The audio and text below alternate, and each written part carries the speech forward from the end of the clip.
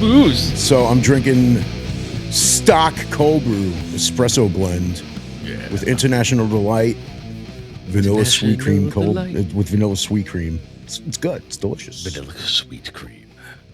Welcome, vanilla sweet cream. I see a Terrifier cup. Yeah. Well, I needed a lot of coffee. I had another cup that I bought like after Christmas, and it was very cute, very pretty. It had like designs of sugar plums dancing all around the cup. No, it was like it had like all Christmas designs on it, like a like stockings, trees, presents, wreaths, Santa Cole. Claus. Drink my stock coffee with Santa Claus. Hello, Klaus. Who's that? Dennis Leary? Klaus? Maybe. Oh, that was. I don't remember the bit, ref? But he was. I don't. No, that was the ref. I think it was his bit, like the. Probably, yeah. What was this special? No Cure for Cancer. No Cure for Cancer. Klaus.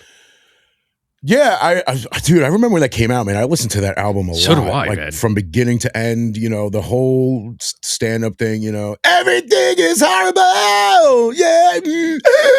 Really, really, really terrible. Really, really, really bad. Really, really yucky. Of course, everybody knows the song Asshole. Oh, yeah. I mean, the video, like Reign Supreme, dude. That was like the one video I used to watch without even having, what was the channel called again?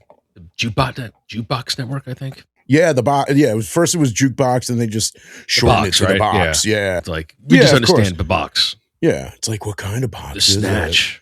it? What kind of box is it? Snatch a latch. Kind of has music in it. Dude, it's true, because like I remember when the box came out, like the two most played videos when they came out were Sir Mix-a-Lot's Baby Got Back and Madonna's Justify My Love. Oh, there's another big one. I remember that video. Yeah, that was a big video one. Supposed to be like it's so sexually fused. And I remember so wild. It was, but it wasn't, because like I remember being a kid watching that video, and I'm like, oh my God, it's Madonna's side boob. That's awesome. She had but I was more impressed with on and shit. I was more impressed with 2 Live Crew. Pop That Coochie. Oh, of course. But but the thing is, it's like in a 2 Live Crew video, you see girls doing that throughout like all their videos. This was Madonna. And at the time I was a fan. Like I liked her music. Like I thought Madonna was awesome. But like when that came out, I didn't really like the song, but the video was like, that was redefining the lines of acceptability. Yeah, exactly. And it was just so. That was in like younger Witcher years. Well, that was the thing. It was like, you didn't sit on MTV waiting for that video to come on. You sat on the box. You sat on Jukebox waiting for it, because you knew somebody was going to fucking rent that video. That was just like Asshole. That was always on the box. Like I used to just put it on, and just within like 10 minutes it'd be on. Oh yeah.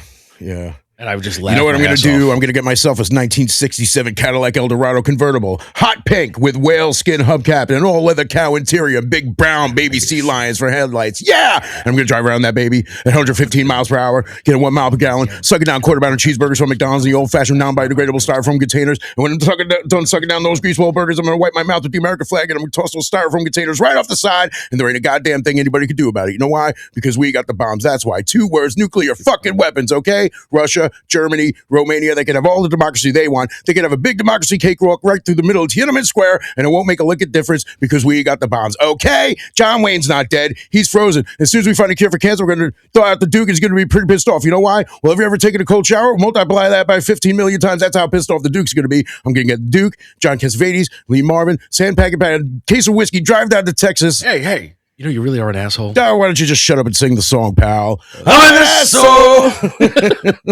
A-S-S-H-O-L-E. Everybody. Oh.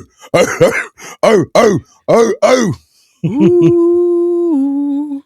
I'm an asshole, and I'm proud of it. I remember when he did that live, he's like, I'm an asshole, and I'm fucking rich. Yeah, is that what he said? Dude, that was one of the most iconic fucking, like, not just the video, but that special. I watched that so many times back in the day. Dude, me too, and man. It shattered me when I found out he ripped off all that shit from Bill Hicks. I know, man. Like, it shattered me. See, I didn't even know that, obviously, because, like, I followed more of the mainstream, always. I never, like, looked deep into anything to find out what was, what somebody might have taken from somebody, until it's like, hey, did you know that this person took this idea from this guy or whatever? And it's like, oh shit, man, that just changes everything, man. Well, that was, I mean, I told you the origin of my love for Bill Hicks. I can't remember if you told me like the origin of it. I just know that you have a love for Bill Hicks. Okay, Please. so yeah, it's not a long Share. story. It's pretty short, but back in Florida, there was that segment of time when I kind of went through my geopolitical awakening, you know, where I started understanding how fucked we are and how things really are and how they work. And that was because of Alex Jones. Okay. And then at that same time, I was downloading a bunch of stuff. And I don't remember what specifically sparked it, but I was listening to something in which people were talking about how comedians rip off other people.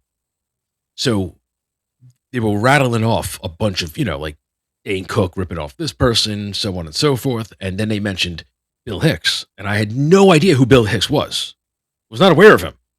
Okay. Like, never heard of him. You know, like the name sounded familiar, but it's not like I even knew a face or a joke or any of the bits. Right. But when it said like that Dennis Leary ripped him off, I was like, I have to Google this. Like, I have to like look it up because, dude, like, Dennis Leary is like one of my heroes. Dennis like, Leary's fucking like, awesome, man. You know?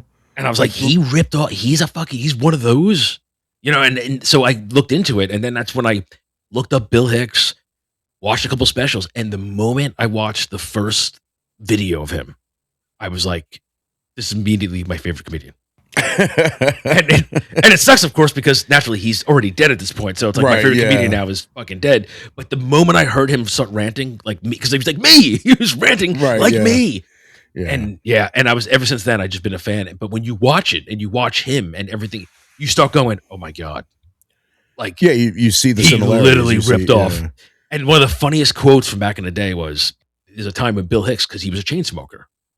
And that's what Dennis Leary did. Like that. See, Dennis Leary was clever because when he did No Cure for Cancer, he didn't just rip Bill Hicks off. He ripped him off, but he did it in this outrageous character, you know, like this.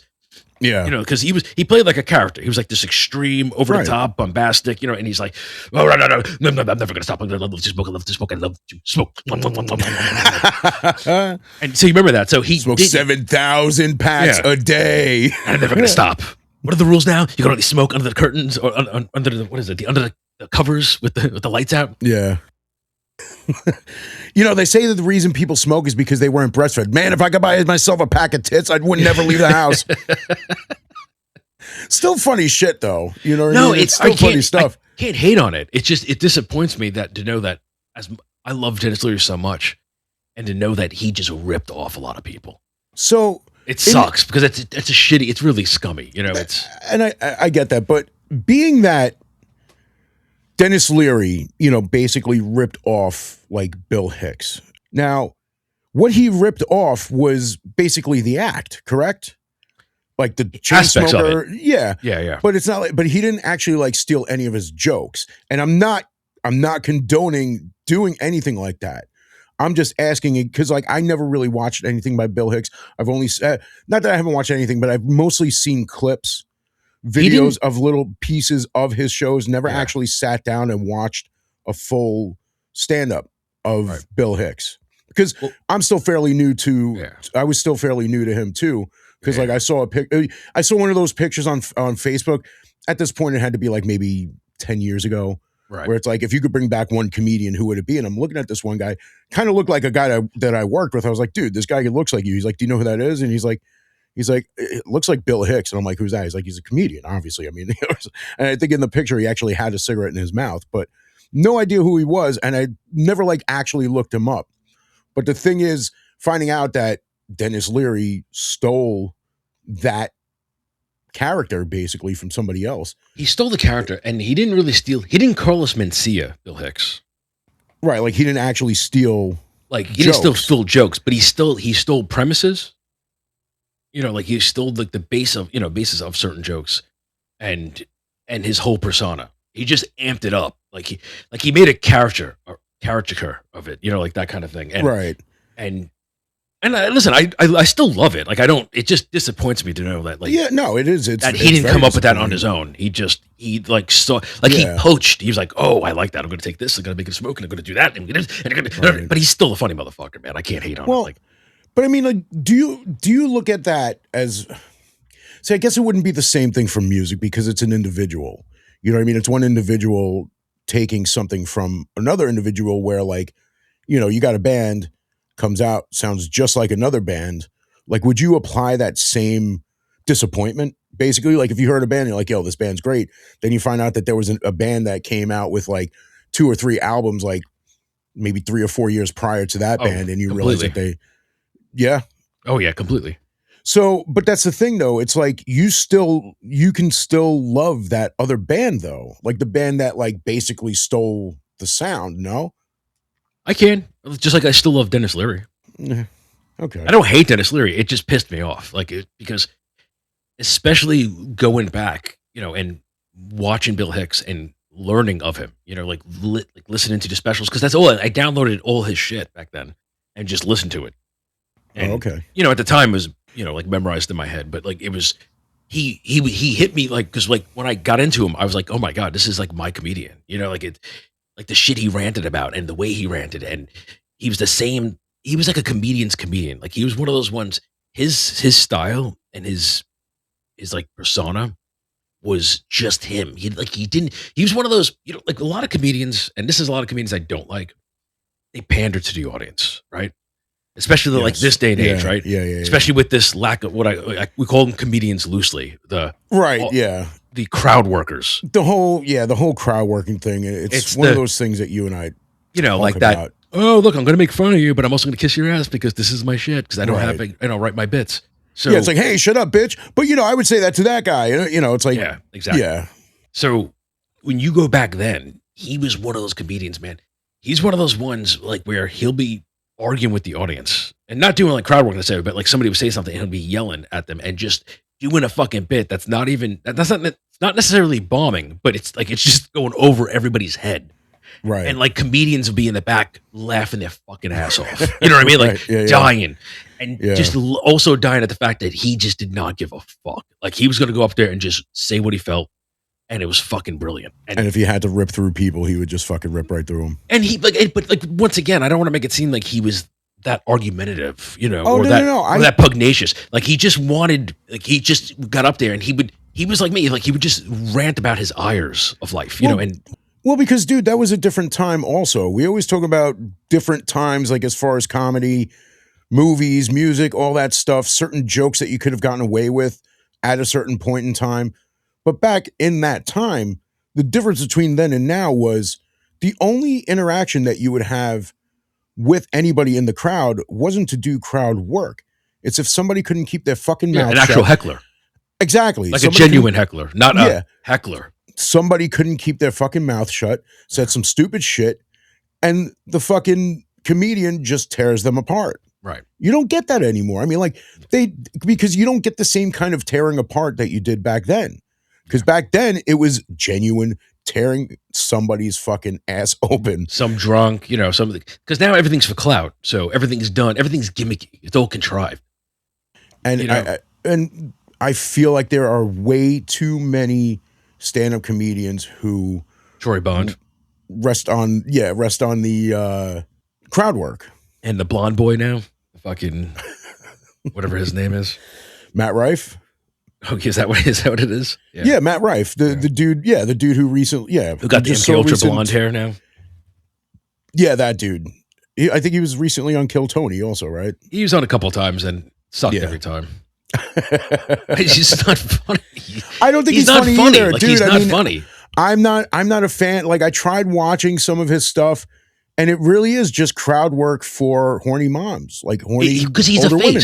He's a face. Yeah, he totally is a face. He's not a good-looking dude. He's a good shape, and he's got a personality, but he's just not funny. Like he's just like he doesn't really have actual jokes. Like he'll come up with a quip here and there. Like in Kill Tony, there was maybe 1 to 2 times he responded with something that was mildly amusing, but it wasn't amusing because what a quick whip. It's just he just happened to say something that just happened to make things somewhat funny. But it was, and I'm not saying this like it's like a confirmation bias where I want to hate him. I'm open to any comedian. He's not funny. Like he's not. Like and it sucks because he's so popular. Good for him. Yeah. He's making money, but it's kind of like ruining comedy. It's just like it's breeding that new pool where it's like, oh, you don't need to write jokes. Just go up there, look at the crowd, talk to them for like an hour and a half, and get a check. Yeah, just look at somebody and figure out what you want to say to them and just make it funny. Now, I don't want to totally reproach crowd work because there's an aspect of crowd work that is great. Oh, But that totally is. I mean, but It's done to death now. It's too contrived. exactly, it is done to death. It's too, all right, time to do crowd work. Yeah, And it's like, because it's at a point where just some comedians just don't have like actual jokes, where they can't just stand up on stage, tell a funny story with a funny punchline. well, that's what also disappoints me in Andrew Schulz because Andrew Schulz can actually write jokes. Right. But then his He's a bread and funny butter dude. became, Yeah. well, we talked about this, not on the show, but like, I used to love Andrew Schulz. Oh, me too. Until all of a sudden he became the guy that's, look at him. You don't know what he's going to say, what's going to come out of his mouth. He's so edgy. I mean, he's so, because there's that one video that like, there's always that one point, it's like where it's like catalyst to like where that blows open, like either like whatever situation. In other words, whether it's a catalyst to unbridled love or unbridled ire, and it's and it was one of those moments where he said something to a girl and he insulted her, but did like that wink smile thing, like you're a bitch. I'm paraphrasing, of course, but like when he did that, it was so hokey. Like I was like, oh God, is this what he became now? Like he can't even rip people now. He's got to do like a way, like, oh look, here's my time where I'm being edgy. It's well, like, because it's part of the show. It's not. Yeah, but it's. I don't expect people horrible. to stand. I don't expect people to get up on stage with the intent on hurting somebody's feelings, ruining somebody's night. But when it comes to comedy, when it comes to stand up, as I said, I only remember comedians talking to the crowd when somebody in the crowd wouldn't shut the fuck up because they just had to scream something at some point. And a good comedian can handle those. And it's become too commonplace for the audience to just do that, to just say whatever they want to the comedian because now that's all they do. Right. Like I'm not a comedian. I'm not a stand-up comedian. I would never try it. I joke about it. Like, yeah, I could definitely never be able to do that. But if I were, and somebody were just to like scream some shit, it's like you either fucking ignore them or they push you to a point where you turn around and be like, yo, just do me a favor, shut the fuck up. This isn't your show. Like I loved when comedians would do that. It's like, I don't know if you know this. This is my show. Yeah. People came to see and hear me, on stage. Not you. So either shut the fuck up or you're gonna get kicked the fuck out. And I don't have a problem with that. I don't think a comedian is a pussy for saying that because this is what the show is. You go to like a metal concert, somebody's doing some shit that you don't like. You just free bird. Well, it's like when there's moshing and somebody's being a fucking dick and like picking on a kid or a girl. Hey. So all those, how many videos, countless videos of random bands. No, exactly. Get that motherfucker right there. Exactly. Yeah. And it's the same thing with comedy. It's like, yo, shut that fucking dude up. I'm doing a show here, Well, I feel like it's the same respect, It reminds me of Willie Nelson from fucking Half Baked when he was talking about, it's like, listen, man, it's like, we did it because you didn't do it because of the thing to do. We did it because it got you high, you dig? You know how much condoms used to cost? I don't know. We never used them. That's that right there. No, but that's the premise of that is what I'm referring to. Like attacking, like people, drunks or hecklers. You did it because they were fucking up your show. You did it because you had to defend yourself. You're up there.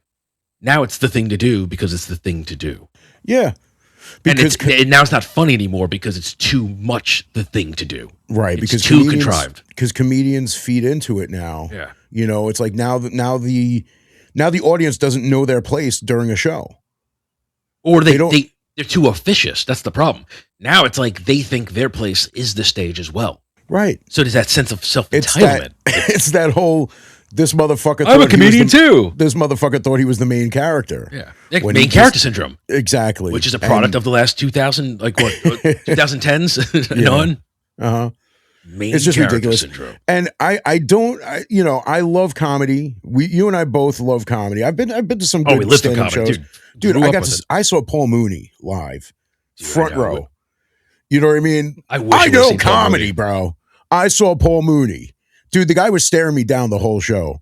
I was right in front of him, literally right in front of him. Dude, Paul you know, Mooney's I one never of my use favorites, literally. man. Yeah. You know, I only. No, you do. So he literally means it because I literally mean it. I literally only use literally when I When it's literally mean literally.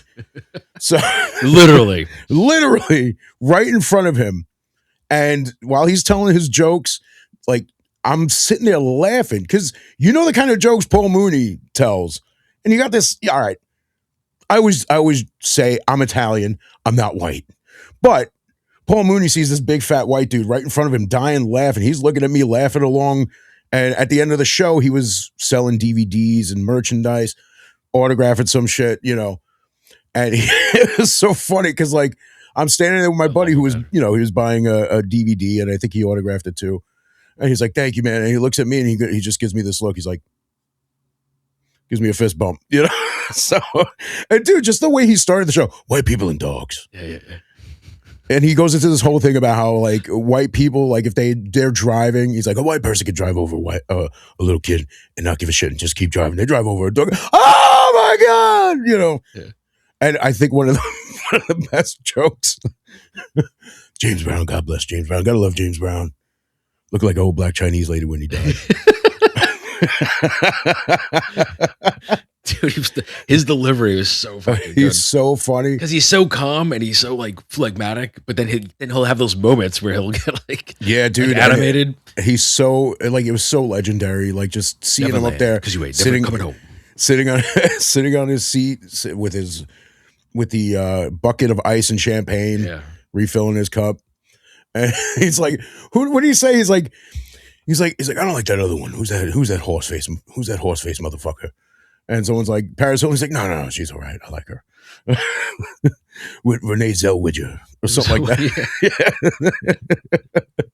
Dude, I can't like. I'm trying to dip back because like there were so many specials. Yeah, he's been around for rest in peace. And when he was on the Chappelle show, fucking hilarious. That's right. The Ask a Black Dude or something like that. Yeah. And he was great. He was so funny live, man. Hilarious. And it's funny, dude. It's funny because it was at Caroline's on Broadway. I don't know. Okay, you went to Caroline's? Yeah, it was at Caroline's. And the crazy thing was there was a show, you know, there was a stand-up show right before him. It was Jeff Green. Really? Jeff Green was on before. Like he didn't open for him. It was like two separate shows. Like there was like I guess like a matinee show or whatever, and then there was Paul Mooney and Jeff Green. That must have been was doing interesting. I wonder what his stand-up's like. So do I. And but I'm like we didn't find out until like we got there that like Jeff Green was before him. I'm like, oh man, that would have been cool because you know it was still like at the height of like you know Curb Your Enthusiasm. You know, so you know, but dude. When he's like, dude, Paul Mooney's gonna be at Caroline's. I'm like, yeah, let's fucking go. That's gonna be great, dude. The thing is, it's like you reserve seats. Yeah. You don't buy tickets. You don't reserve specific seats. We get there, they sat us right in front of him, and I'm like, oh my god, you're right in the firing right in front of him, and I'm like, oh my god, this is gonna be insane. Yeah, you know, and it was great because like at the time there was no that crowd work type shit that wasn't didn't exist. Exactly. Not to the capacity that it is now. Right. And I can't even say for sure if he would even do that nowadays, to be honest. He's an old school comedian, dude. Yeah. Or was an old school comedian. Yeah. Like I remember back in the day, like him and Richard Pryor, because you know, they worked together. He wrote for Richard for years. And like there's the roast, like an old roast, you know, before like the Comedy Central roast. And Richard Pryor got up there. And I'm not a huge Richard Pryor fan. Like, I don't dislike him. I just never really spent a lot of time. Like, he's funny. Like, I've watched specials on him, but I just he never really did it for me like other comedians, like, as far as, like, replay value. I'm like, oh, my God, this guy is. But he is a funny fucking. He's no Eddie Murphy. Oh, my God, Eddie. Dude, when I say that, like, I can sit and watch an Eddie Murphy stand up. Eddie was great over and over. Day, man. But you were saying about the. They've been clamoring for years for him to come back. I know. And he won't do it. Well, must be out of shit. I mean, that could be.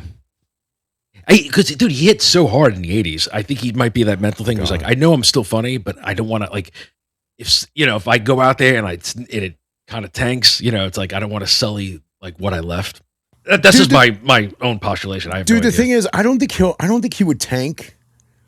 I'm not saying he would tank. I'm just saying internally, No, when no, you're thinking about, I know, if it but doesn't become like the next big, like it. well, the thing about Eddie Murphy was he attacked everybody. Like when you watch like Delirious and you remember some of the shit the that red he outfit? said, yeah, some of the shit that he said during that one, even in Raw with the blue outfit, like Yeah. he was raw, Yeah. Some of that shit won't fly today, which makes no fucking sense because it's comedy, but you know what I'm saying. I know, The with too many things- restrictions of comedy now. Which there should never, ever Dude, be the restrictions on construct comedy. of constraints on comedy is like almost oxymoronic. It's like it shouldn't. You can't exist with constraints. That defeats the purpose of comedy. Yeah. Like once you start putting limitations on it, you're immediately destroying the essence of it. Agreed. When it came out with that whole, I guess, like cancel culture, where they're canceling comedians because they were saying, Pussification of this world. yeah. I don't even know if canceling is even a thing anymore because I think people just said, I think canceling got canceled. Yeah. I think it did. I think it's too rough. I think it did. I think because you got people who have been doing this type of stuff for years. This has been their job. They say offensive shit, but they're funny. You need to understand that there's a line between comedy and real life. It's like these people are telling jokes. These people are being funny. If you don't agree with them, you don't like what they're saying, just fucking walk away, man. Like, I can't tell you how many times I'm on like Facebook and I see some shit that I don't like posted by somebody that, I'm friends with. And I'm just like, what am I going to argue about? Let me just keep scrolling.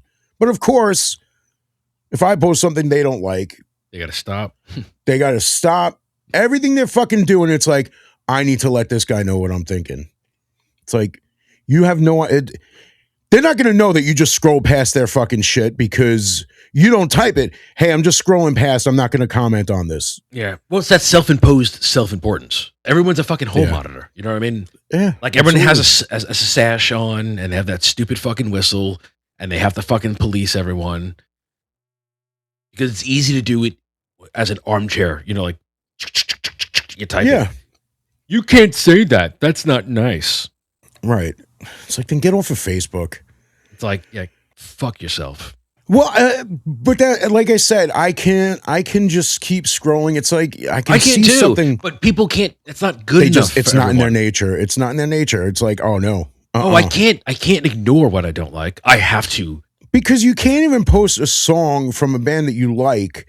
It's like, oh, I can't believe you're listening to this band. Did you know what the singer did? Do you know what this person did? you know what that she person did? Yeah, I mean, because I saw a video of Tim Allen. I think I sent it to you where he was talking with Jimmy Fallon, and he was going through the different styles of the grunt. It's like, well, we used to be at Thanksgiving. Yeah, we used to be at Thanksgiving. It's like, And it became a thing, and it was hilarious. And people were like, oh, Tim Allen's the best. Oh, I love Tim Allen. Well, do you remember what he did back then? Do you remember what he did here? Do you remember when this happened? It's like, really?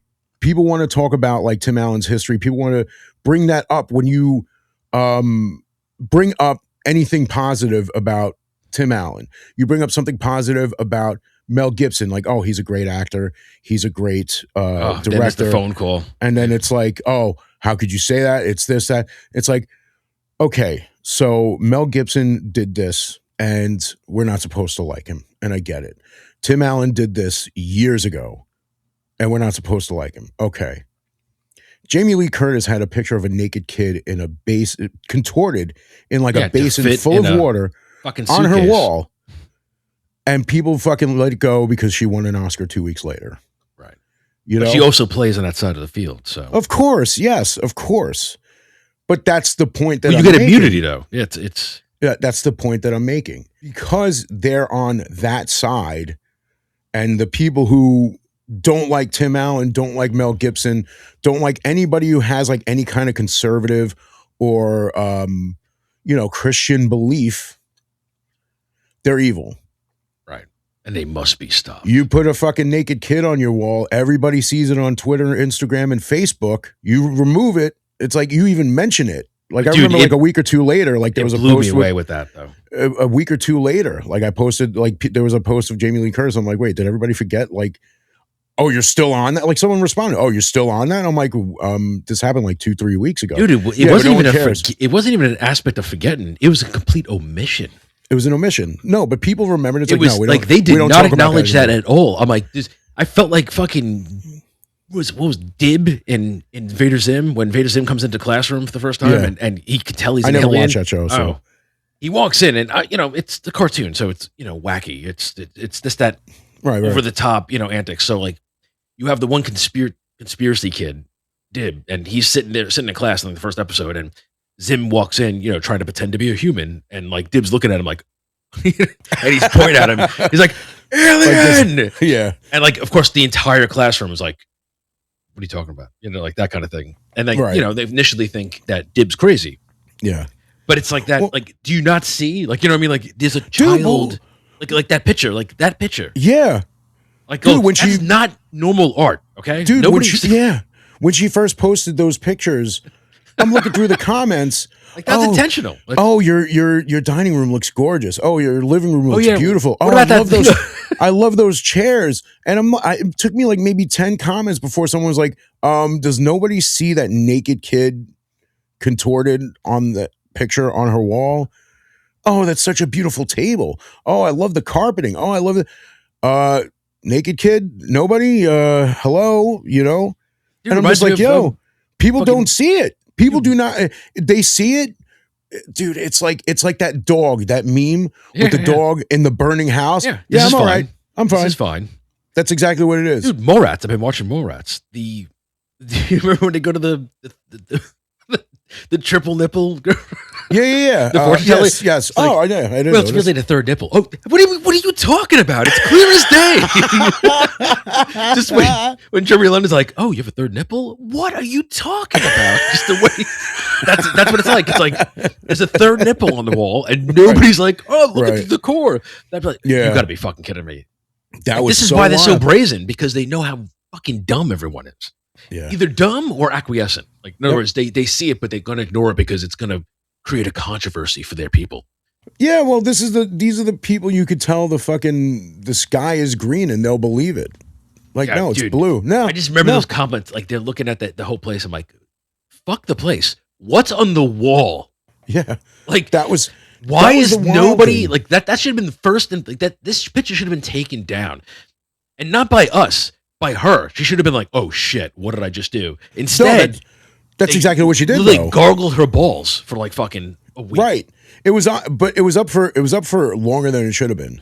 Right. She finally took it down, and I think her explanation was, "Oh, one of my neighbors gave it to me, or one of my fans gave it Right. to me. It's a picture of their kid," and I'm like, "And you It's a took it." picture of their kid. Who has Something their like that. kid Yeah, it was some weird fucking explanation like chopped that. up and in a she's like, fucking briefcase. "Yeah." Well, see, Not like ju- people I'm saw being a briefcase. hyperbolic, but it's like Yeah, I know. People saw like a briefcase. I saw like a basin with water. Whatever it was, it was Whatever they it were was, pushed it was in, a like, contorted yeah. naked child. it was and a the kid was like, normal picture. it was like I just remember it had like a shaved head, and like I know I shouldn't remember it, but it was like kid had like a shaved head, looked very pale, very sick, like and contorted into whatever this was that they had this kid in.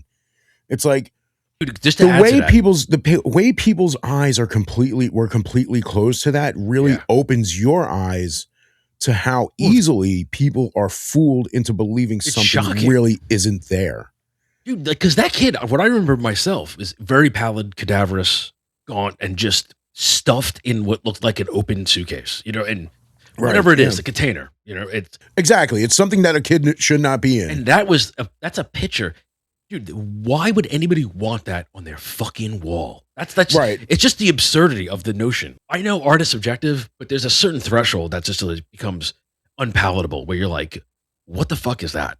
When she said that it was somebody, a fan or a neighbor, or I think it was a fan, Whatever she said. full of shit that was When pouring you, forth and from her it's mouth. like you looked at it, saw it, had a problem with it, maybe. well, But clearly you put it not. on your wall. You put it on your wall. Well, not a problem that's what with I'm it. saying. She was Yeah. using that as an excuse, Well, as she's the being reason for equivocative, why and she it- had it. What like do you invite your fans over your house to let them know that you put up one of the gifts they gave you on your wall? Yeah, What is well, wrong? It's that brazen nature too. Like it's in your face, Dude, it really Like that it was intentional. really- Like you knew they giggled their ass off, going, "Watch are the people going to react to this." it really turned me off to her a lot.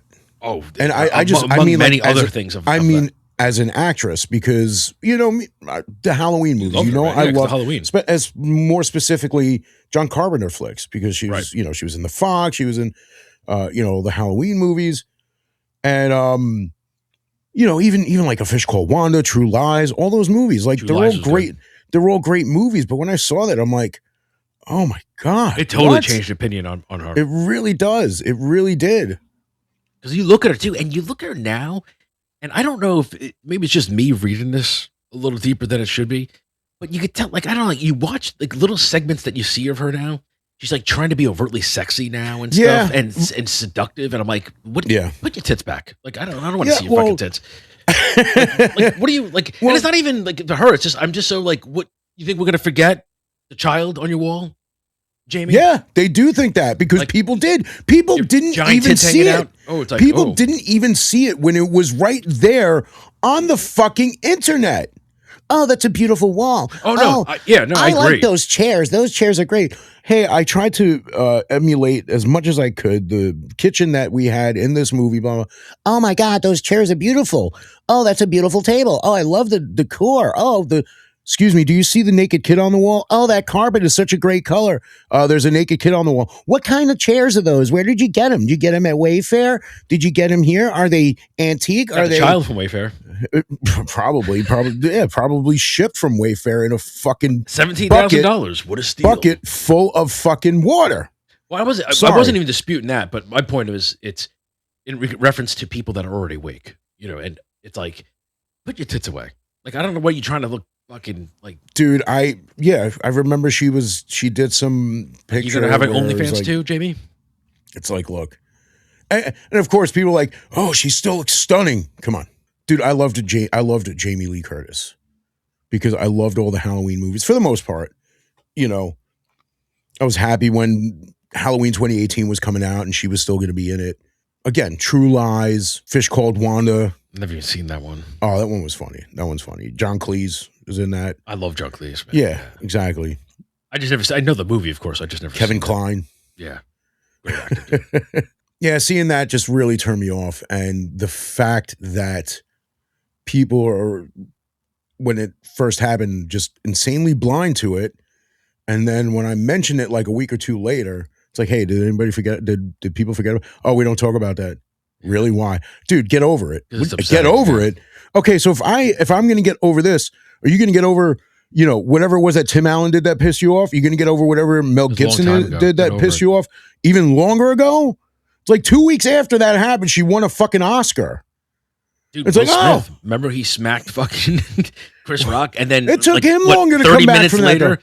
30 minutes later, he got an award and he started crying about his struggles. I'm like, yeah, but it took him longer after that award show for people to get over it. Right. Well, but it was also smacking a man. That's okay. It's like, I love how like the child is cool. Don't worry about it. Don't you dare smack another man who said some shit about your wife. Like smacking one man who's sold out from another guy that's sold out. Not cool. Like, we're going to be mad at you. You're still going to get an award. You're still going to make movies. And then you're going to have your midlife crisis, try to come back with that ridiculous music video. And this is a bounce back.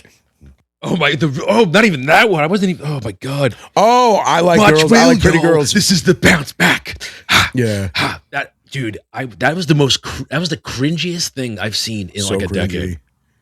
And the sad part is, you look at it and I'm going, I know, like, in your bones that was serious. Like, he was not being, oh yeah, dude, comedic. He was not being facetious in that, like where it's like, oh yeah, I'm pretending to be. No, that was real. Like, he really wrote that going, this is gonna fucking make the panties drop. It's so real. It's so real. So but the thing with that was there was somebody who did this video on Instagram, and I can't remember the guy's name, and I can't remember if I even sent it to you when I came upon it. Was they took that video of him sitting at the table with that whack ass fucking rhyme that he came up with. Freestyle for whatever. Yeah, it was just, it was bad. Whatever the fuck it was called. But he's like, maybe the reason it sounds so bad is because he's going with like a newer style of beat. It's like, let's try it with like a style of beat that I he would remember that use. they put a different music on. Yeah, It did sound better. Didn't change the lyrics. Obviously, the lyrics were but still ridiculous. The sounded like a contention better was- song, though. The contention was not his rhythm; it was the lyrics. I know it was the lyrics, of course. And You could make the rhythm how- sound better by putting another beat, but the lyrics are still. no, like, that's what I'm saying. Yeah. It sounded like a better song, just with the same shitty I know. lyrics. Well, but That's to me, the it's like problem. smokescreen. You know, it's like Yeah. you poke. And then what was the other one? I like pretty girls. That's the girls, one. That's what I was girls. talking about. That Yeah. video. I was like, Nothing says like I don't like pretty girls more than telling everybody Dude, how much you like pretty Nothing girls. says you love men more than writing a song called "I Like Girls." I like pretty girls. Like in the most monosyllabic. I like pretty girls. Yeah, it was just. I like girls. I mean, dude, back in the day, like his shit was fun music. He had fun music. Yeah, but it was The also Freddy criteria Krueger was song, different. you know? Yeah, but looks like there's a nightmare on my street. You can get away with that campy shit back then. Yeah, of course. But the But that problem was is, his. when you do that now. That was his style, though. That was his style. Yeah, You know, he Well, was 'cause never. a good boy. He was, I'm on TV. And, He was the Fresh Prince of Bel Air. yeah, You know, I like pretty. It's like, dude, just I you know, like turtles. tell us again how much your parents don't understand. You know, like tell us what it was like going to school the first day, and you know, I remember writing my Clothes first from song when I was Goodwill. 5. I remember my first song. I remember my first beer. Yeah, that's that's what I was going off of. But I mean, I used to love Will Smith back in the day. I mean, his album, you know, Fresh I wasn't a fan of his With- music, but I loved the fucking DJ movies back Jazzy in the day. Jeff and the Fresh Prince. That's who they were. And yeah, but it was because we were kids and it was just fun music. Right. You know, it was stuff that kids listened to. I like- You know what I mean? It was like a kid's album. You Get know? that in my head now. I like Pretty girls. I was like, this is a song that was written now. Are you sure about that? Isn't that the weirdest part? That's a new video that came out in last year? Yeah. It Mhm. came out last year. I like pretty girls. So good. It's like, how You don't understand how good that song is. You're just Tell a me- hater. Yeah, no, tell me you're gay without telling me you're gay. Oh man. Like And that that's really funny. that adds to the whole man fan thing, you know. Like that's with him. funny. I just so sick of that. Like that saying, tell me that you're blah blah blah without telling me you're blah. Oh, blah, I know. blah. That's why I said it just now. I know. It's like, ugh. It's like you I could know take how much that you love that statement. exactly. Like, tell me you love kangaroos without telling me you love kangaroos. Like anybody who says that phrase loves kangaroos, and you know what You I love ruse. you love kangaroos. Eat the kangaroo. You remember those little fucking kangaroo, like those little cookies? The Dunkaroos, yeah. Dunkaroos, yeah. You don't just eat your Dunkaroos. Yeah. That was- There was that kid. Yeah, I mean, like I used to sing it Dunkapoos, you know. You don't Dunkapoos, just eat your Dunkapoos. Especially Yeah. And you know, there was always that one kid. You know who I'm talking about? That one kid who always got the new snacks whenever they came out, they would never share. and he would never share. But I was always the kid that would ask. I'm always like, "Yo, can I get one?" No. Okay, but I was friends with him, I know you were friends with him. and I would ask once in a blue moon, and he would reach in the bag and give me the green or dark brown, like the super burnt chip, and I was like, dude, I'm your friend. I'm the one person that talks to you. This Nobody likes you, and you're giving me the green chip. like you're giving me the nightshade chip. It's like no. Dude, well, same thing with me. I mean, like, I wasn't as close with him as you were, but even when I would ask, he would like go in and grab the green chip. But that was his thing. I'm like, the fuck, dude? He would literally like a scientist, like go in there with like and Yeah. just like excavate and just like, oh, here we go, found one. Yeah, God forbid he had those shark fruit snacks, and he found like the great white shark, like the mystery flavor one. And I have to stress this to anybody watching. This kid's house was like a giant store. He had every snack. Like I can't stress to you. Like I mean, it was like I don't know how you. It's kind of like if you go to those corner stores and it's like you have the shelves and it just have all the chips and everything. He had everything. Like the father I just believe bought that. all those multi packs and I he just, believe it. it was an embarrassment of riches. Like, it was like, as a kid, it's a dream come true because you're like, oh my God, I could have Doritos, I could have Lay's, I could have everything. Don't touch those. Those are for school. And dude, you asked for one chip. One fucking chip. It was like asking for a kidney. It was like, I have to ask my dad. And that means no. That's Dude, that was always like, I don't get that. Like, you were the only dude I ever saw hang out with this kid. yeah. I remember, like, I was walking across Dude, the I street and I never, see you in the like- car with him, and you're just like, and I'm like, oh, the poor guy. Dude, it was wild, man. Like, dude, he had tons of like Super Nintendo games, and I'd be like, "Can I borrow this?" I'm like, I'll bring it back tomorrow. Like, we're gonna hang out tomorrow. Like, nah, they can't. I'm like, but you're not even playing it. Yeah, like, oh, I'm playing with it now. I'm playing now. Yeah. No, look. See, I gotta finish chapter 10. Yeah, exactly. It's like, I'm almost done with Dig Dug. Come on, like, Dude, it was wild, man. yeah, I, you know what it was when everybody finally got Nintendo. You know, when people were starting to get Nintendo, because I remember when we first got Nintendo, it was like a big deal. We're telling people at school, like, yeah, we got a Nintendo. Oh, you got a Nintendo? Because not everybody had it at the time. It's not like we were rich or anything, but figure you got to buy gifts for, you know, I'm one of 4 kids. You got to buy gifts for 4 kids.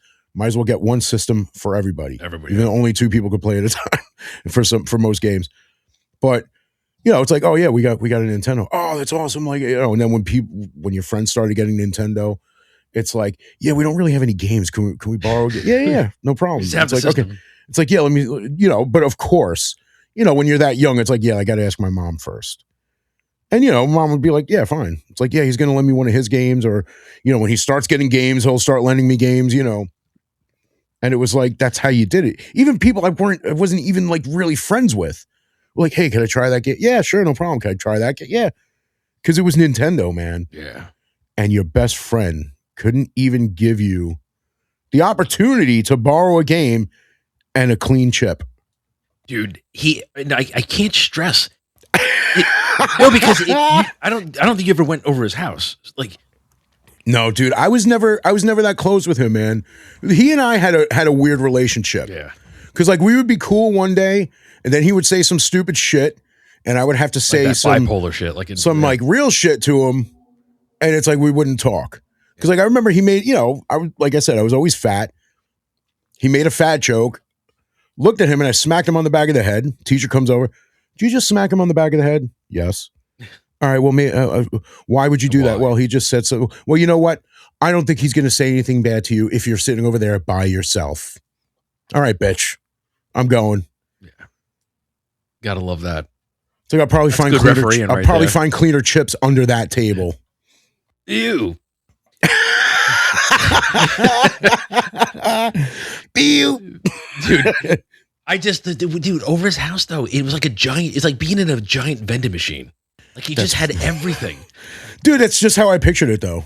And it was so like, dude, you look and then like you had all the snacks and then all the games. Like I remember distinctly, we were hanging out one time and he loved Legos too. He had a whole thing of Legos.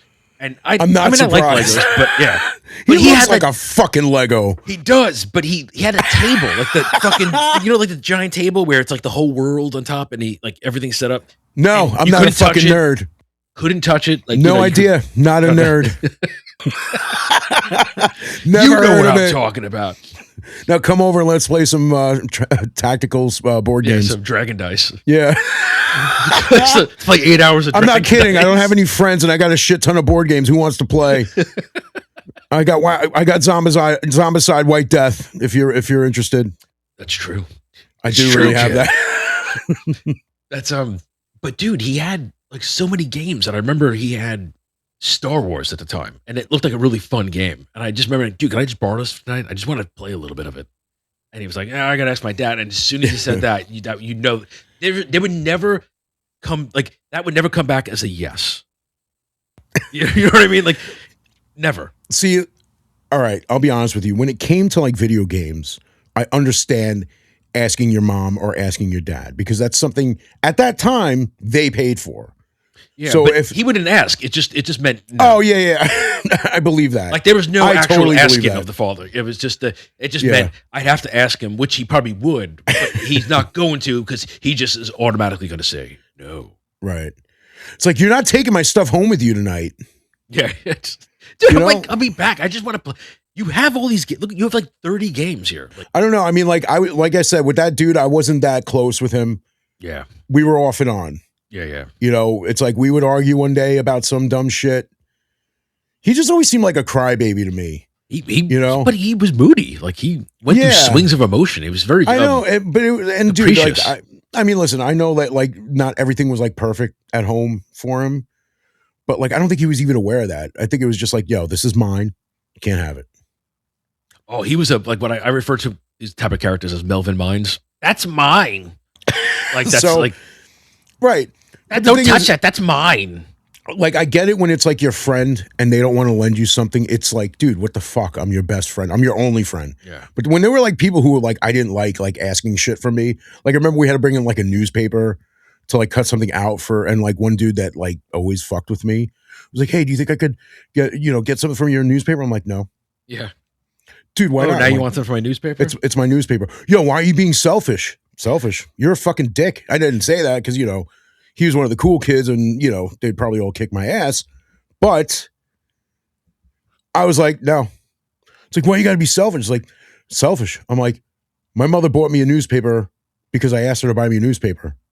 Why don't you have a fucking newspaper? Why didn't you do your fucking assignment? Go get her mother.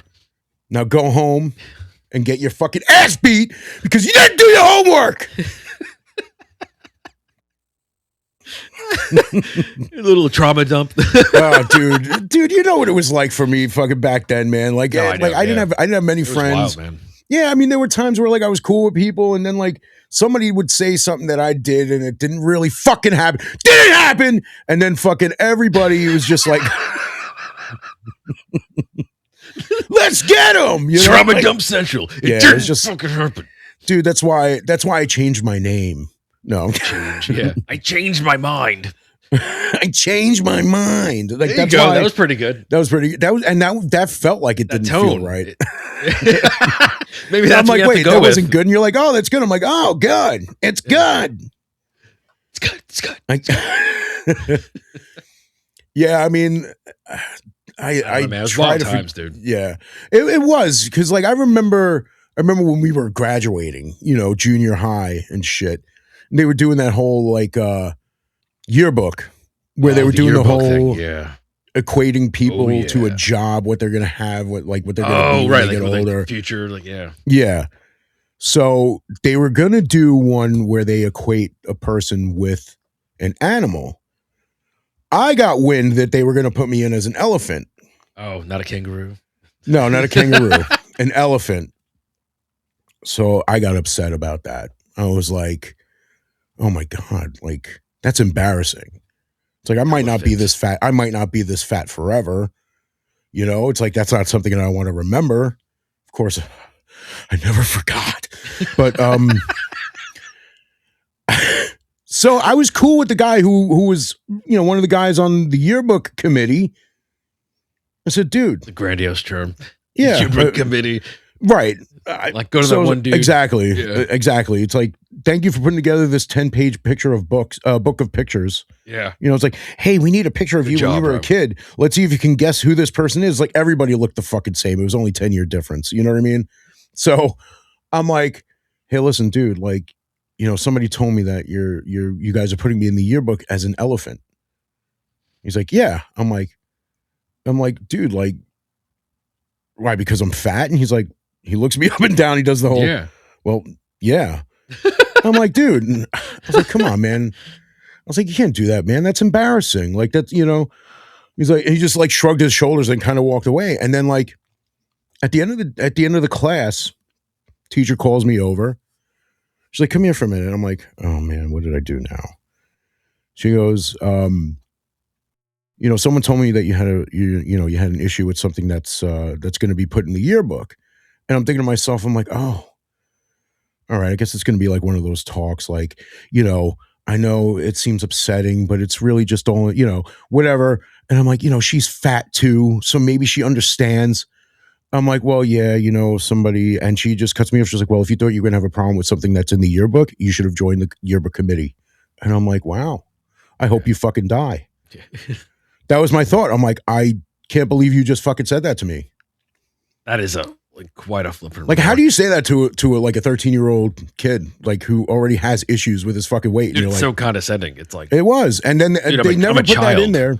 Yeah, I didn't think of it that way, but like now I think about it, it's like, I don't think I could ever say that to like, yeah, like that broke my heart because like I knew her other than other than just as my teacher because she ran the choir for the church and I was in the choir, and it's like all the time all that time we spent together, you know what I mean? Like, yeah. So I was just kind of like, I was just really taken aback by that, and that it broke my heart because like she was one of the very few teachers that I didn't hate. Like I didn't love her. I didn't like her that much. I just didn't hate her. Yeah. That made me fucking hate her.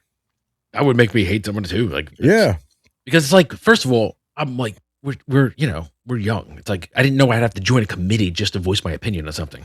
Right. Exactly. It's like, dude, how can really, you're really going to go there? This is where we're, you're going to engrave this into like this fucking, you're going to put this in this book that's going to be, forever. People are going to look back on it and be like, oh yeah, I remember that fat piece of shit. Never forget. Yeah. I mean, dude, look, they didn't put that in. They ended up not putting that in the yearbook. I remember that. But when they did future careers, Baker.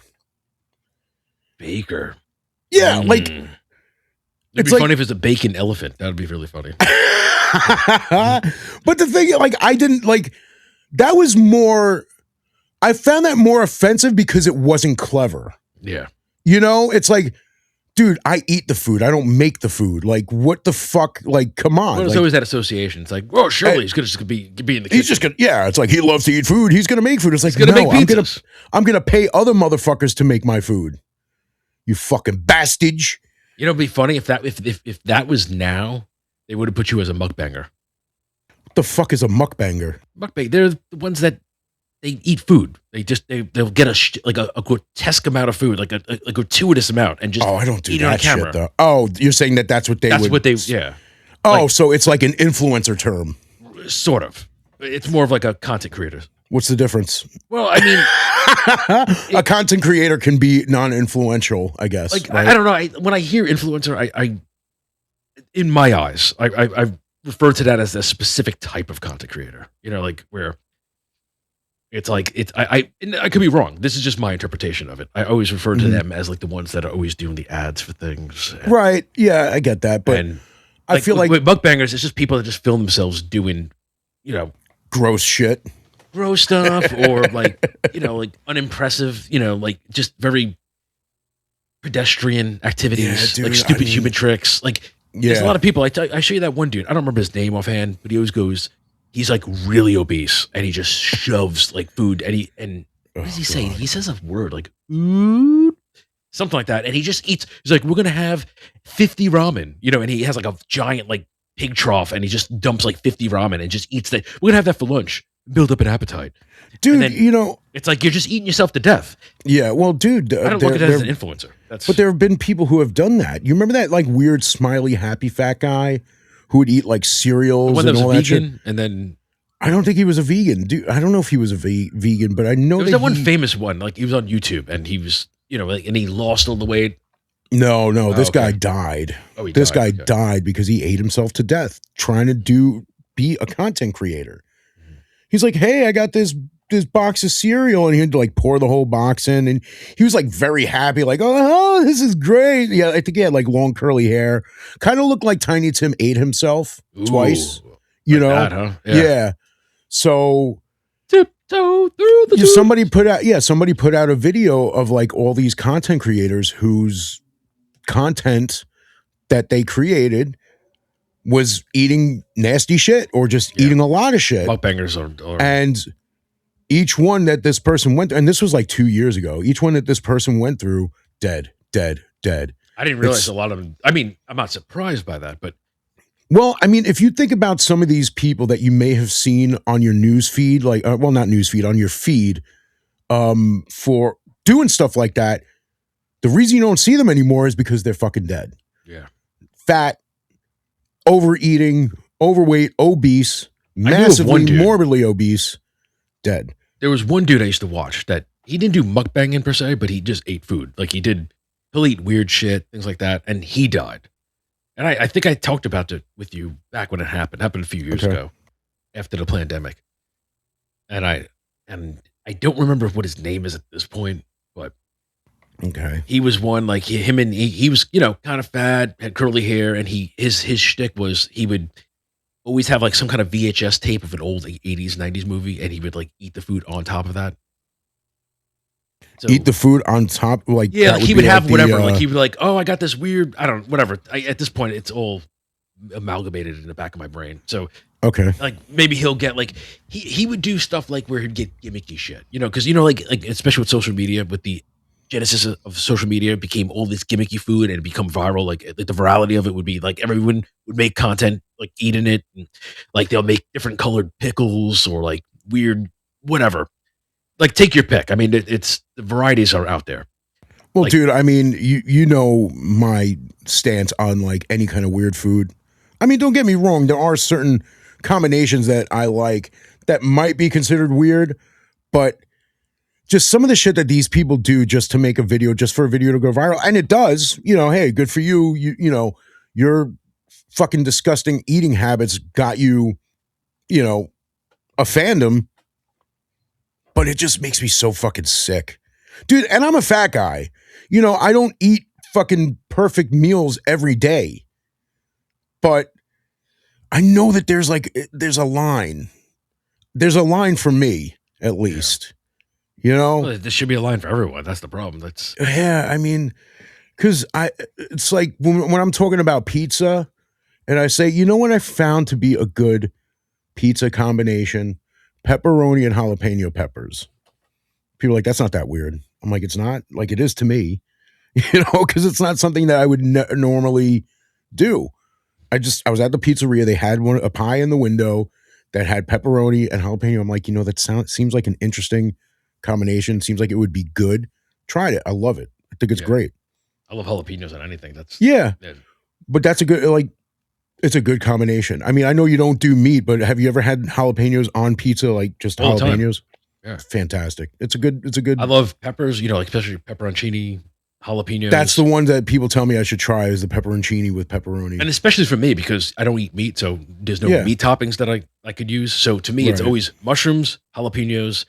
Like if I'm getting like fake pizza, like Papa John's, I'll get like the well, yeah, you know, it's the no, of course, the best of the fake pizza of the three, in my opinion, my humble opinion. I would go with Pizza Hut. Really, you're a fan of Pizza Hut, huh? We used to go to Pizza Hut all the time when I was a kid, and I just still have a love for it. I haven't had, you know, fake pizza in a long time. Yeah, but we live in an area where we're around good pizza everywhere. Yeah, exactly. But sometimes you're just in the mood for that shitty pizza, and I'll tell you, dude. When we were kids, like every Friday, we would just go to Pizza Hut. But that was back when Pizza Hut was Pizza Hut, when they would bring you pitchers of soda to the table with the red cups and ice. And, you know, they had like the arcade area. And I got to tell you, one of my mom's friends, like she didn't like their meat. So she was like, she ordered a vegetable pie. In general, like I don't know if it was just meat in general. I think it was just like their meat, or maybe she just wanted a vegetable pie. And we're like, oh, she wants a vegetable. Dude, back then, I was what, like 8 or 9, and I tried the vegetable slice, or 10 or whatever. I tried the vegetable slice, and the Pizza Hut vegetable slice was fucking dope. Yeah. It was really good. Like any pizza that pizza. Great. Yeah. Well, just to add to one point to that, it's like for me, even before I stopped eating meat, mushrooms are always my favorite topping. Like, mushrooms are great. Now, mushroom pizza is the best for me. Okay. So when it comes to mushrooms, obviously you'd rather the fresh shit. Oh, yeah. The canned stuff's not bad, but like, that's what I'm saying. Like the canned stuff, ones. Like I make fresh sliced ones. Like the canned stuff has like a certain. Well, because it's in a like a salt like liquid. Yeah, you know, it's already like they're already like wet and you know, like give me that wet mushroom. You know, they're very different texture. Like it's the canned ones aren't bad. They're mushrooms. You know what I mean? Like they're edible. Yeah. But my preference is always fresh mushrooms. Of course. Same thing with jalapenos. I love fresh jalapenos. I do too. Not the canned pizzeria. Like the canned like The pickled ones or Yeah, whatever pickled ones. you call They're it. not, Yeah, I'll eat them, but like I love I those like though. fresh, vibrant Yeah, ones. fresh, Those are the dude. shit. Fresh, yeah, fresh jalapenos always beats out the canned stuff. But when I get a slice of pizza with pepperoni on it, I mean with jalapeno on it at my normal pizzeria, it's the canned stuff, but Yeah. it's still good, and it's so good with pepperoni and extra cheese. Dude, I'm trying to Extra cheese. remember what place I went to. I went to one place for pizza, got a slice with mushroom. And then I went back that place, got a slice of mushroom, and they gave me canned mushroom. And dude, it was I can't. It was the funniest thing because I didn't mind what I'm about to say, but it was just interesting how different the mushrooms were. Come from the can. Yeah. But I get the slice, and it wasn't just like fresh slices put on. It was like they just took the can and just poured it on top of the slice. So it was almost this long like Aztec step pyramid of mushrooms, Oh, that's hilarious, dude. and it was the canned ones. It was like they already had like they were already like that darker tone and like yeah, wet they were like and, like a greenish color. yeah, and it was like it literally just it went. It's like they just poured it on top, and so they didn't even bother to like smooth it out. Like they didn't take a trowel like the cement and just and smooth it over. They just left it as is. Right. So like when I lifted it up, the undercarriage just gave out, so the whole like the front part dropped, and like the plumage of the and like all the mushrooms just fell in the plate. And I was like, okay, That's this is funny. a sloppy mess, but I appreciate the extra mushrooms. So you'll do fish though. You Of eat course, fish. I'm Okay. pescatarian. I'll still eat seafood. Do you like anchovies on your pizza? I like anchovies, but anchovies are extremely salty. Like, Oh, of it's course. like, that's obvious statement, but like, I don't enjoy that. like, I get it. I will say though, if you do decide to get anchovies on a slice of pizza, anchovies and black olives is such oh yeah, a fucking fantastic I've had it before. combination. but it's Great like when you're combination. halfway through a slice, you're like, oh man, I feel Yeah. It's like I need some soda. like water. Water. I need some milk. Oh no, wait, that's for the hot stuff. Like imagine milk and get some milk and anchovies. There's that one dude that I was watching, doom scrolling, and there's some dude eating like an entire tray of pizza rolls and downing like a giant shit. glass. It's like a glass, like one of those like beer steins Oh my of god. milk where you pour it to fill it up is like almost a half a gallon. Yeah. And like you just hear, and it's like obviously gimmicky shit, like it's like the wife's like, "What are you doing?" And he's like, Yeah. "Having pizza rolls," and he's eating them, and he's just downing this giant milk, and I'm like, "My God, how do you drink that much milk in a sitting?" And I just because like I was always told that you can't drink a gallon of milk without throwing up. Yeah. I Because we're remember there all was lactose intolerant to some degree, like yeah. Well, I remember there was like that. At least that's I what they think it say. Was it on Opie and Anthony that they had The that contest, yeah, the the milk contest? Yeah, it was Where like they're yakking it, and everyone's just yakking like halfway through. Yeah, it's like that Sprite challenge where like Yeah. you try to down like a whole bar, like a whole 20-ounce Sprite to see if you can get through it, and like people just end up like wasn't it? What was barf it? It was burping. something else though, right? Wasn't it Sprite and bananas or something like that? Was that another type of? Oh, I never heard of that shit. I just saw videos of people like downing Sprites, like trying to just chug a Sprite all the way down, and they can't get it because their stomach starts to hurt, and then it's just like, like Well, there's only so much room in your stomach. they just blast out with that Godzilla shit.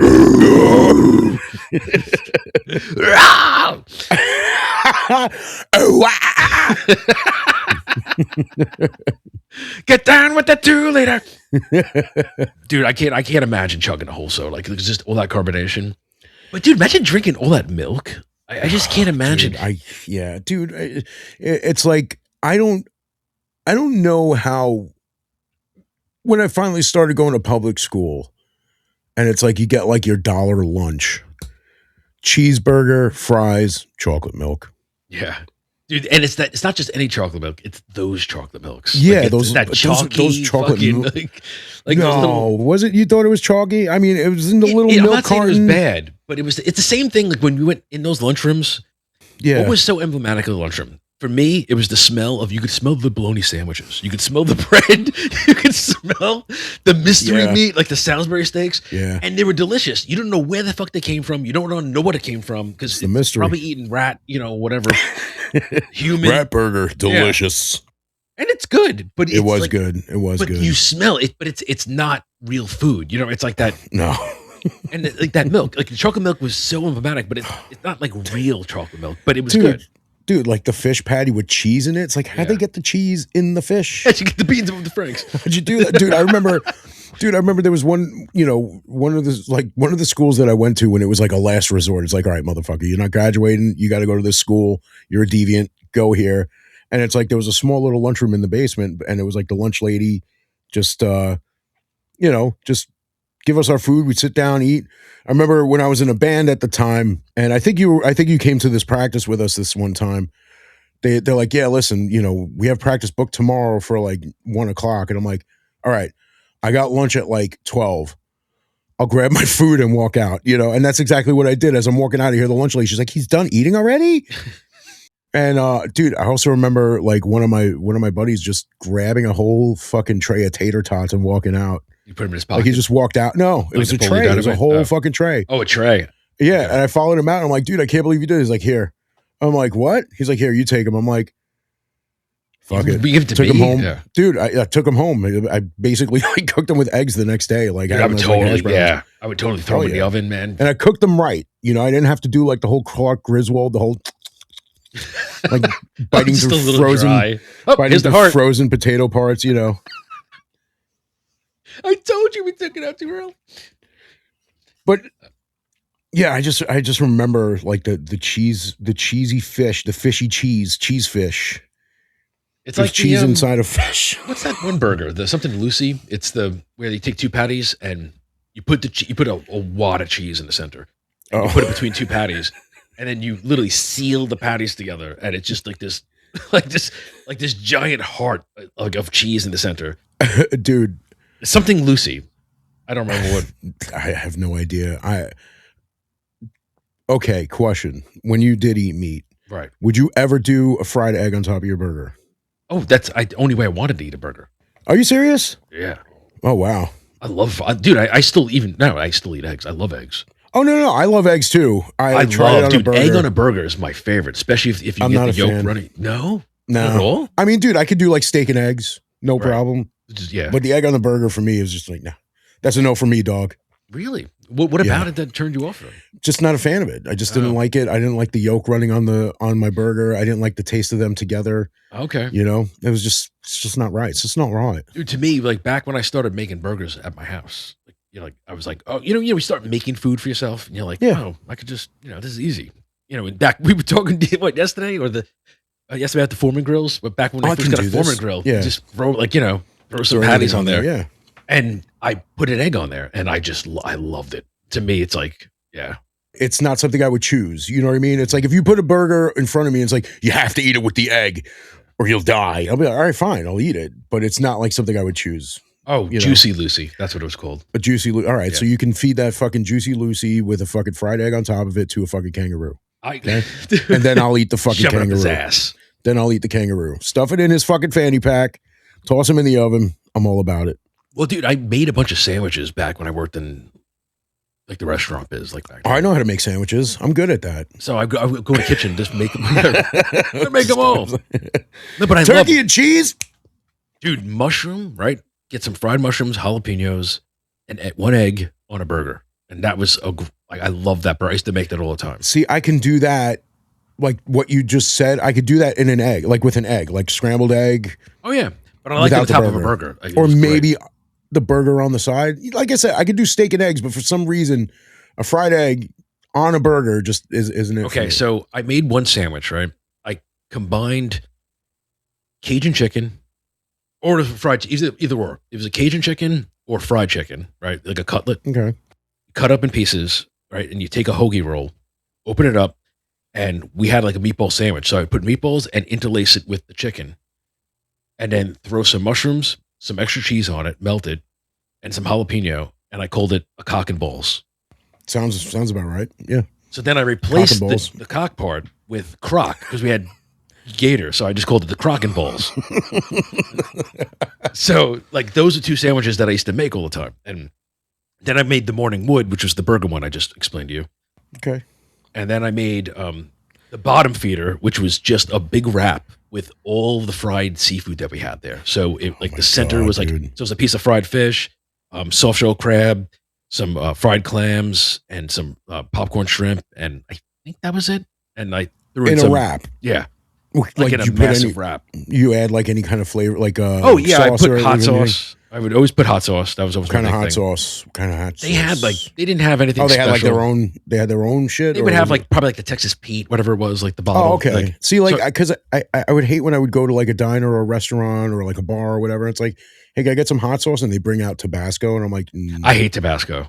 yeah, I'm not a fan. No, I will say this: nothing against the company, because I do get they have a habanero one which you can get in the supermarket, and that's a really good one. And I love the green one. I just The green one, yes, I like the green one. Those yeah. two are really good. It's something about Yeah. the flavor of the original Tabasco Yeah. sauce. I'm just not a fan of. Yeah, same. I just something about it. It's just I don't like it, and it's one of those standards. It's either that in places, or if you're lucky, you get Cholula, and that's pretty good. It's eligible. all right. If you're really lucky, you can get like Pete, Texas either Pete, Texas Pete or Frank's. Frank's. And Yeah. those are classic. I love a good Yeah, cayenne pepper sauce. yeah. I mean, I'll take Frank's, and obviously anybody who's like really into like hot sauces would say, well, Frank's not really that hot. It's like, but it's better It's not than about hot. Tabasco. It's just flavor. It's, Exactly, because it actually has a flavor. It's better than Tabasco when it's like, because I love chicken tenders with hot sauce. yes, Chicken tenders I love with anything with hot sauce. Yeah. Frank's Red Hot, fantastic.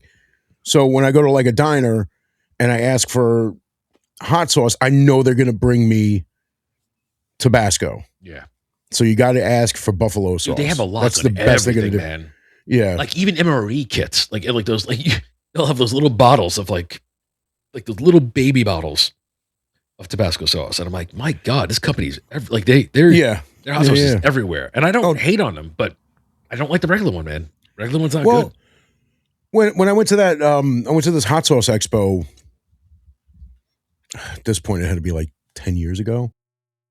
And when you get your ticket, they give you like a little goodie bag, and it had those little tiny Tabasco sauces in there. I'm like, what am I going to do with this? Like, Yeah, it's you just- throw this away. yeah, exactly. That's what- But that totally was that. really cool, man. That was really cool, the hot sauce expo, because I love. Yeah, got to, dude, I love hot sauce. I can't handle them Yeah. that well, because there was one, it was called hot fucking sauce. Yeah. Or fucking hot sauce. One or the other. What was the Was base? it like Was a it habanero or was it hot or was it like It was Carolina hotter. Reaper? It Ghost? might have been the Reaper, but it was almost like so it was like in a vial. Yeah. And they give you like little Barbie spoons Yeah, to yeah. test it I out. wonder if it had extract in it. Maybe. No, that's what I was going to say. I think it was the extract, and they put it on these tiny little spoons. And I'm like, okay, this one company that had this, it's like they give you from like they start you with Right from the they're least hot. Yeah, all and go all the way spectrum. up. Yeah, Right. it's like first we feast.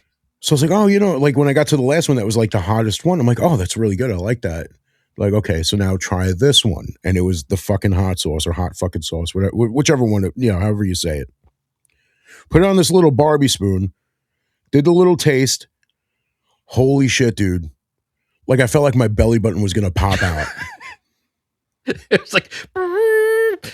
And I'm not like, when it comes to hot sauce, I'm not a strong person at all. Like you have a high tolerance. Yeah. Yeah, I love the flavor. I love hot sauce. I just don't have the tolerance for it. Like I wish I had a higher tolerance for it, is what I'm saying.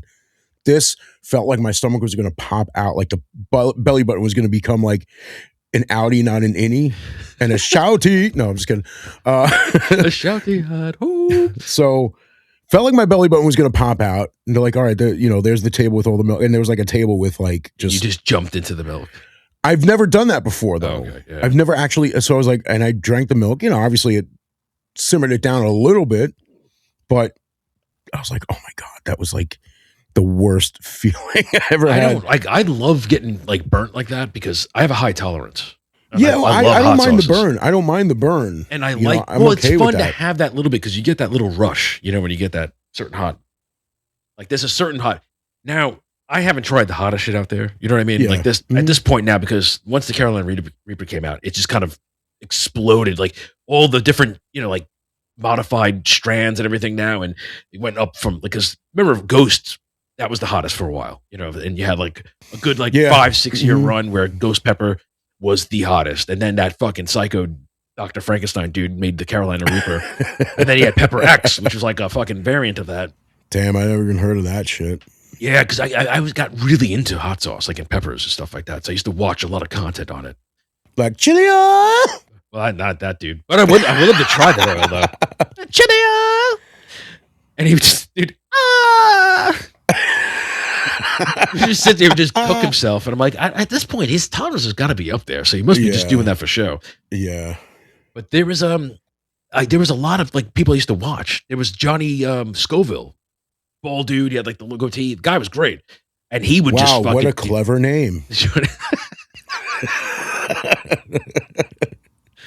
Dude, I found him like years ago. Hey, I'm Giuseppe Bass. Giuseppe Bass. That's what I do, you know? Hey, I eat hot sauce. Hey. What was his name? I'm Robert Scoville. Let's see how many Scoville units I can handle today. Hey, I'm Giuseppe. Just incredible. I'm Giuseppe Shoes. I'm Ron I wear Stoppable. shoes. Let's see what kind of shoes I'm wearing today. What kind of shoes? Yeah. I'm Johnny Soul. Dude, Hey, I'm Mikey Bike. I ride a bike. Mike E-Bike.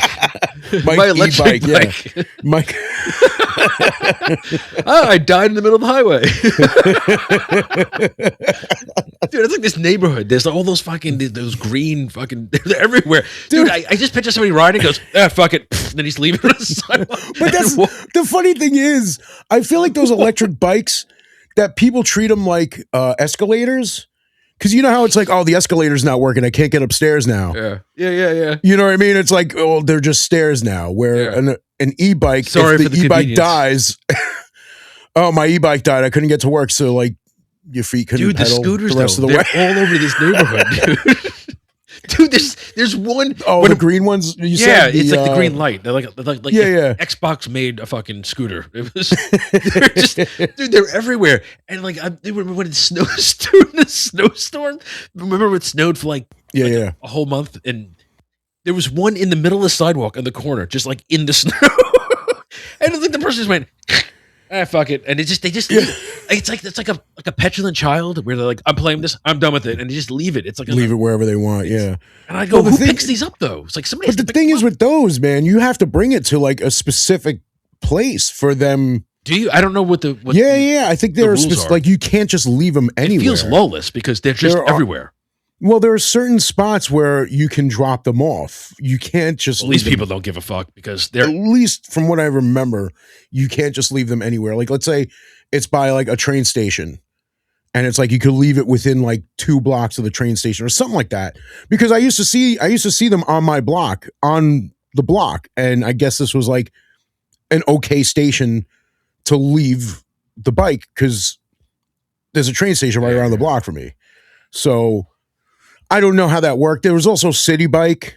Right. And I remember driving City home. Bike because I remember those guys always getting hit by every car. When Dude, we saw a guy walking across the freaking Deegan holding one. Yeah. He's carrying a City Bike. It's like, I own it. right. Well, the wheels aren't going to move until you pay for it. You know. Yeah. Well, you can carry it all you want. You can carry it away. Get carried away. That's. Dude, you know, fucking those things though. They remind me of my ex because when my ex when I used to live with her back in Florida, she would come home and she would declothe herself and just it'd be a trail on the floor. Like I don't give a fuck attitude, like where here goes shirts on the floor, blah blah blah, and it's just this trail. And there was never an attempt to actually pants, pick up panty. everything and throw it in a receptacle, you know. sock, pants, panty. Yeah, like shirt, you would see a trail. bra. It'd be like somebody derobing themselves and then disappearing into the night. Right. And that's what they look like. It's like I'm riding this. Yeah, I don't want to ride this anymore. Now it's there. And it's just like on the floor, like on the ground, on the sidewalk, in the middle of the sidewalk. When it comes to the city bikes, though, they have the stations for them. Right. Yeah, but here, like, there's no. I don't see stations, but these people most certainly don't even. They don't even like stop it and leave it in a place that's out of the way. It's just Right. in the middle. It's just like, you wake up in the morning, it's in your driveway, blocking your car. well, dude. It's like Dude, imagine being in an elevator, right? And you just Here, you you have take care of it. you have this giant backpack, and you go and you take off the backpack and you just leave it in the middle between the doors, and it's just walk away.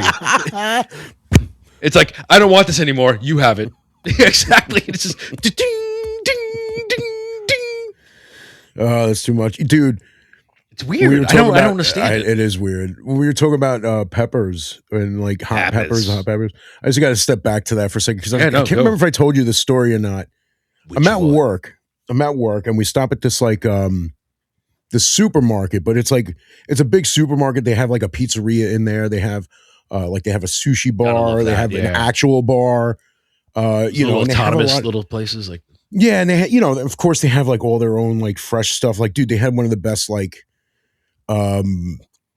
spicy guacamoles. Yeah. You know, they had a salad bar. I think they even had their own soda. I can't remember if that was that place or not, but dude, a good soda, man, like an actual real soda, not like Pepsi, but I might be wrong about that. I just know that they had an actual bar in there where you could sit down, order beer, and do all that fun stuff during your lunch break. So I go in, I grab a slice of pizza, a couple slices of pizza, brick oven, you know, but thicker crust than normal brick oven pizza, and get out to the work truck, sit down, about to eat my pizza. My foreman at the time, he's like, "Hey, I got hey, you want a habanero pepper?" And I'm like, "Yeah, sure." Grab it.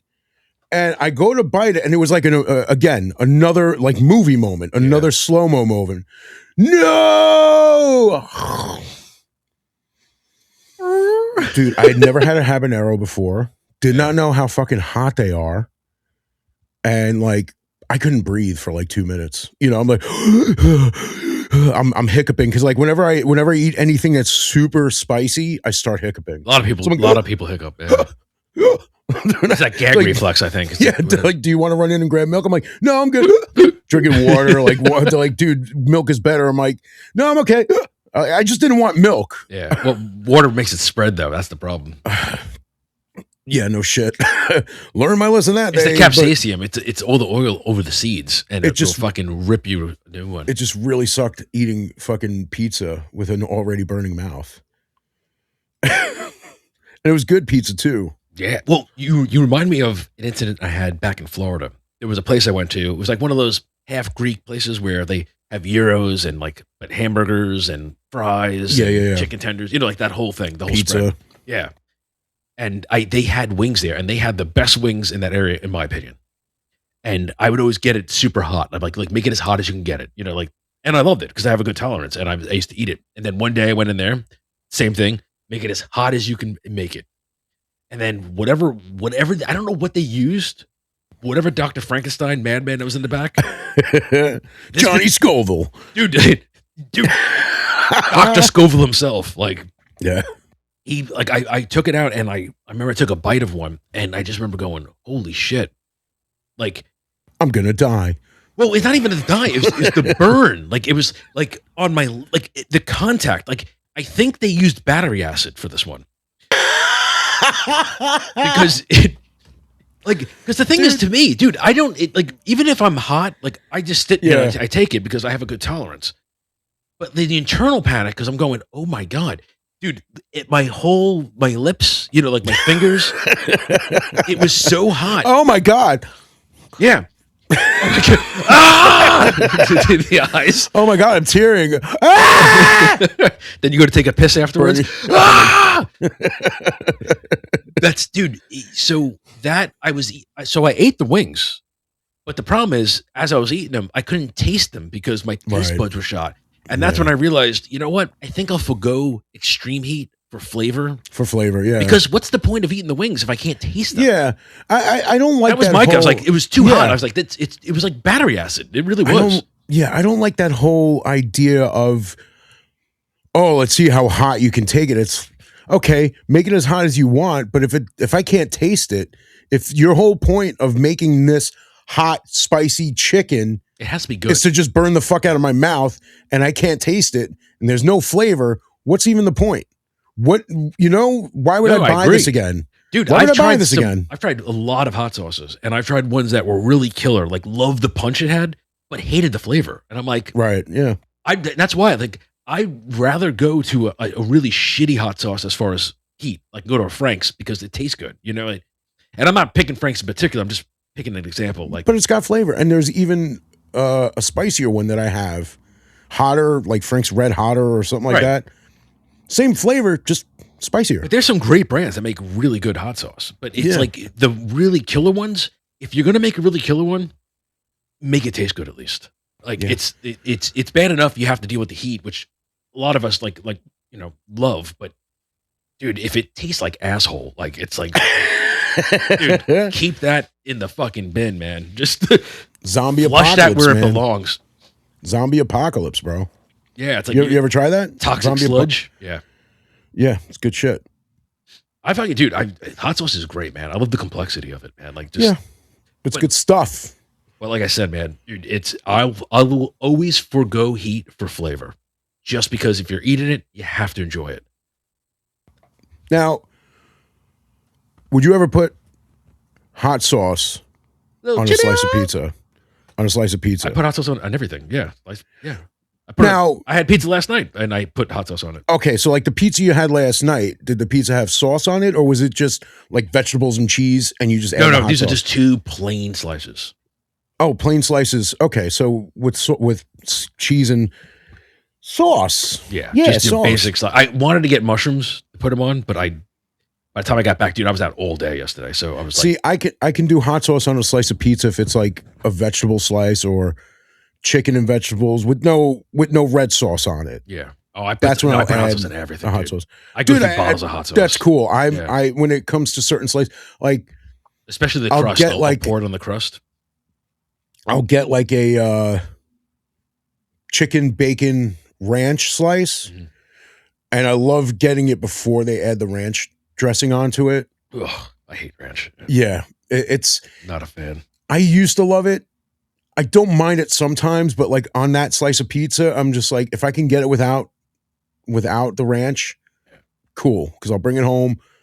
I just got a chicken bacon slice with cheese, add some hot sauce. And dude, it's always better when I have leftover fire sauce from Taco Bell, which I do right now. Yeah, I have like a shit ton of Diablo. I love the Diablo sauce. Dude, the Diablo sauce is good. I'm just a bigger fan of the fire. I like the flavor I of love Diablo. I fire. wish it had more kick, but it Right. at least tastes good. Well, that's why I like the fire. It's got a Yeah. good kick. It's not obviously Diablo's spicier, but I like Fire's fire, fire's but got a- fire has no for me. There's no fire like for me. Like so, All right, like tough Diablo guy. at least has a Shit. slight, like you get a little slight, like okay, there's a little kick here. yeah, I'll do Diablo once in a while. I just love the flavor of the fire. Yeah, no, I agree. The flavor is great. But yeah, so I decided to go to Taco Bell today when I got back to town, and I'm like, what do I want? Dude, they've changed some of the shit around. Like they don't have Nacho Supreme. They have Nacho with Supreme dip. It's like So it's like whatever they used to reinvented put the on wheel. the. Yeah, Yeah, it's just nachos in the bag yeah, deconstructed nachos. with Supreme dip. They have, we mini- deconstruct everything.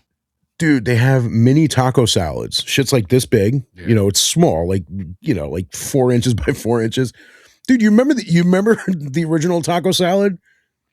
The taco salad. Dude, that shit was like a Vaguely. mountain. Dude, that shit was like a canyon. It was like a big tortilla shell that was filled with Yeah, filled to the meat, brim. Right? Yeah. lettuce, tomato, Cheese. sour cream, beef, but it was good for you because it's a salad. It's a salad, dude. Because I was always overweight, and you remember Wednesdays we'd get out of school early, so my mom would pick us up. Sometimes we'd go to Taco Bell. My mom would be like, "Oh, I'm gonna get a taco salad." I'm like, "Okay." Like my mom would get a taco salad, and it's like, It's healthy. yeah, I'm trying to lose weight. And I'm like, it's so funny how That certain greased up things- fucking tortilla. Yeah. Like, because you hear the word salad, it's like, oh, yeah. that's good. Just salad. You know, it's salad. With ground beef and whatever the fuck else, sour cream. Pff. Please. Yeah. And they used to give you like a little cup of salsa that you put in there, Oh, yeah. It's my mix veggies. it all up, and then when you're done eating the salad, you eat the bowl.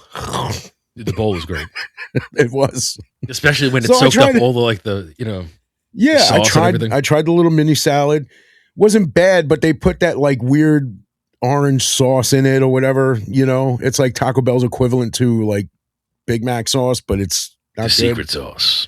It's not even like Chipotle. It's just Yeah. like a weird sauce that should not Chipotle. be on everything. What was? Did they still have the pizza? Because I mean, I've gotten They Taco do, Bell recently, but- but I've never seen the pizza anymore. No, the pizza was there when I went, but it's like $7. Oh I'm yeah, like, fuck that, dude. dude, It used to be this like little- 2. You remember? It was like yeah, this- the little tiny coming salad. out- That's open it up. It's yeah. The little tiny salad was like $3. I was surprised, but I looked at it, I'm like, okay, whatever, you know. And I got a bean burrito, yeah. Well, because like one the, place the is classic bean Yeah, burrito. yeah, like the I love that standard, yeah. the bean burrito with the Class, cheese and the onions. Not that new shit with the rice and that weird fucking orange sauce, whatever Yeah, you're the not a fuck fan it of is. that. I'm not a fan of that. If I knew that was in the salad, it's like alter your, customize your thing. I'm like, no, just give me the fucking salad. Trying to lose weight here. Dude, right? See, like that sauce though, I find that to be a more palatable sauce than the halal sauce. But the halal sauce, you can't. The white sauce. Yeah, they splooge that on everything. It's like Yeah. a pressure washer. Like there's, like, oh, and you don't then want they the get- sauce. Like, you don't want this sauce. I'm like, what crack do you have in that thing? Like You you, know, have I like something. the juice. You do. You know, I like the juice. Dude, but they're always so The juice is no incredulous. You don't want this? Right. And then it's like, yeah, white sauce, hot sauce. Yeah. The white sauce is like hot sauce. Yeah, the one little dollop. I'm like, and dude, then I they want look at like, you and they're like, can I have more hot sauce? They're like, I'm like, give me hot. you sure? Yeah, Yeah. Okay. this is really hot though. Come I'm like- on. Exactly. It's like, I don't care. I'm like, dude, Like, I don't mind the white sauce, but I'd rather have more hot sauce than that white sauce. It's like, listen, put more hot sauce on that shit because you put way too much fucking mayonnaise and water, whatever the fuck it is that you fucking mix together with your hand in that giant mayonnaise jar. Give me hot sauce. dude. A couple weeks ago, I went to H Crab, right, with my girlfriend birthday, right. So I went there and I got, pretty much you get like a combo, and it comes in a giant bag. It's like a Yeah. crab bake type of thing, and you get your own individual one. And so when I had a spice level, so I was like, yeah, give me the spice, the hottest you got. And the girl's like, Mhm. oh well, it's really hot, and I'm like, yeah, I know. Like, give me the. He's like, yeah, but like the hottest is like a level 10. I'm like, yeah, I'll be the judge of that. Just give me the hottest you can make it. And she's like, okay. And I got it, and I'm like, there's barely any kick to it. And I was like, this is like, she was telling, oh, it's a 10 out of 10. I'm like, for who? Like, Right. penguins? Like, who? Like, No. who eats this and goes, oh my God, my mouth is on fire? But it's like, then why are you selling it? Well, it's really hot. It's like, why are you selling something that you're going to try and talk people out of fucking eating? Yeah. It's really hot. You don't want that one. What are you talking about? Then why is it on the menu? But it's Well, we just need to tell people not to eat it. It's like, here, dude, it reminds me of that Saturday Night Live skit with Christian Slater when he went to the wing spot. He orders Yeah. the super fire hot wings, and he had to sign a waiver. yeah. And it's like, those are the hots. He's like, they're like, you sure you want that? Yeah. Okay. And then they bring out the manager and he's like, you want the super fire hot wings? Yeah. This, like, I okay, feel you're like gonna this is what I sign- went through. Dude. And then like the video stops as soon as he takes a bite. So you just see him take a bite and it's like, and then it's like, after he took a bite out of, it was like the rolling message. Credits rolling, yeah. After he took a bite out of this chicken wing, he stood up and ran around the store screaming toot toot or something like that and started chugging like he was a train. Meanwhile, he wasn't really served the super fire hot wings, just the medium fire hot wings or something like that. It's like they're really hot, dude. Because, dude, the problem is that's the problem right there. See, because the problem is this: most people, because there's a lot of people think they like hot stuff Yeah. and act like they can handle it, but can't handle it. And then you have people like me, and I'm not even claiming to be like the preeminent. There's people with way higher tolerances than myself. Yeah. Like, I wouldn't put myself at like 100. I put myself at maybe like a 75, 80. Like, I could handle it. But like, I know I'm by no means, the supreme in it. But it's like, you look at these places, when they say this is the hottest, it's because your average person would probably eat that hot sauce and be like dying. And I have to tell the restaurants all the time, I'm not Yeah. that person. Like, Right. I legitimately like hot stuff. So Yeah. Is it a 10 for real or is it a 10 for the average bloke? That's fair.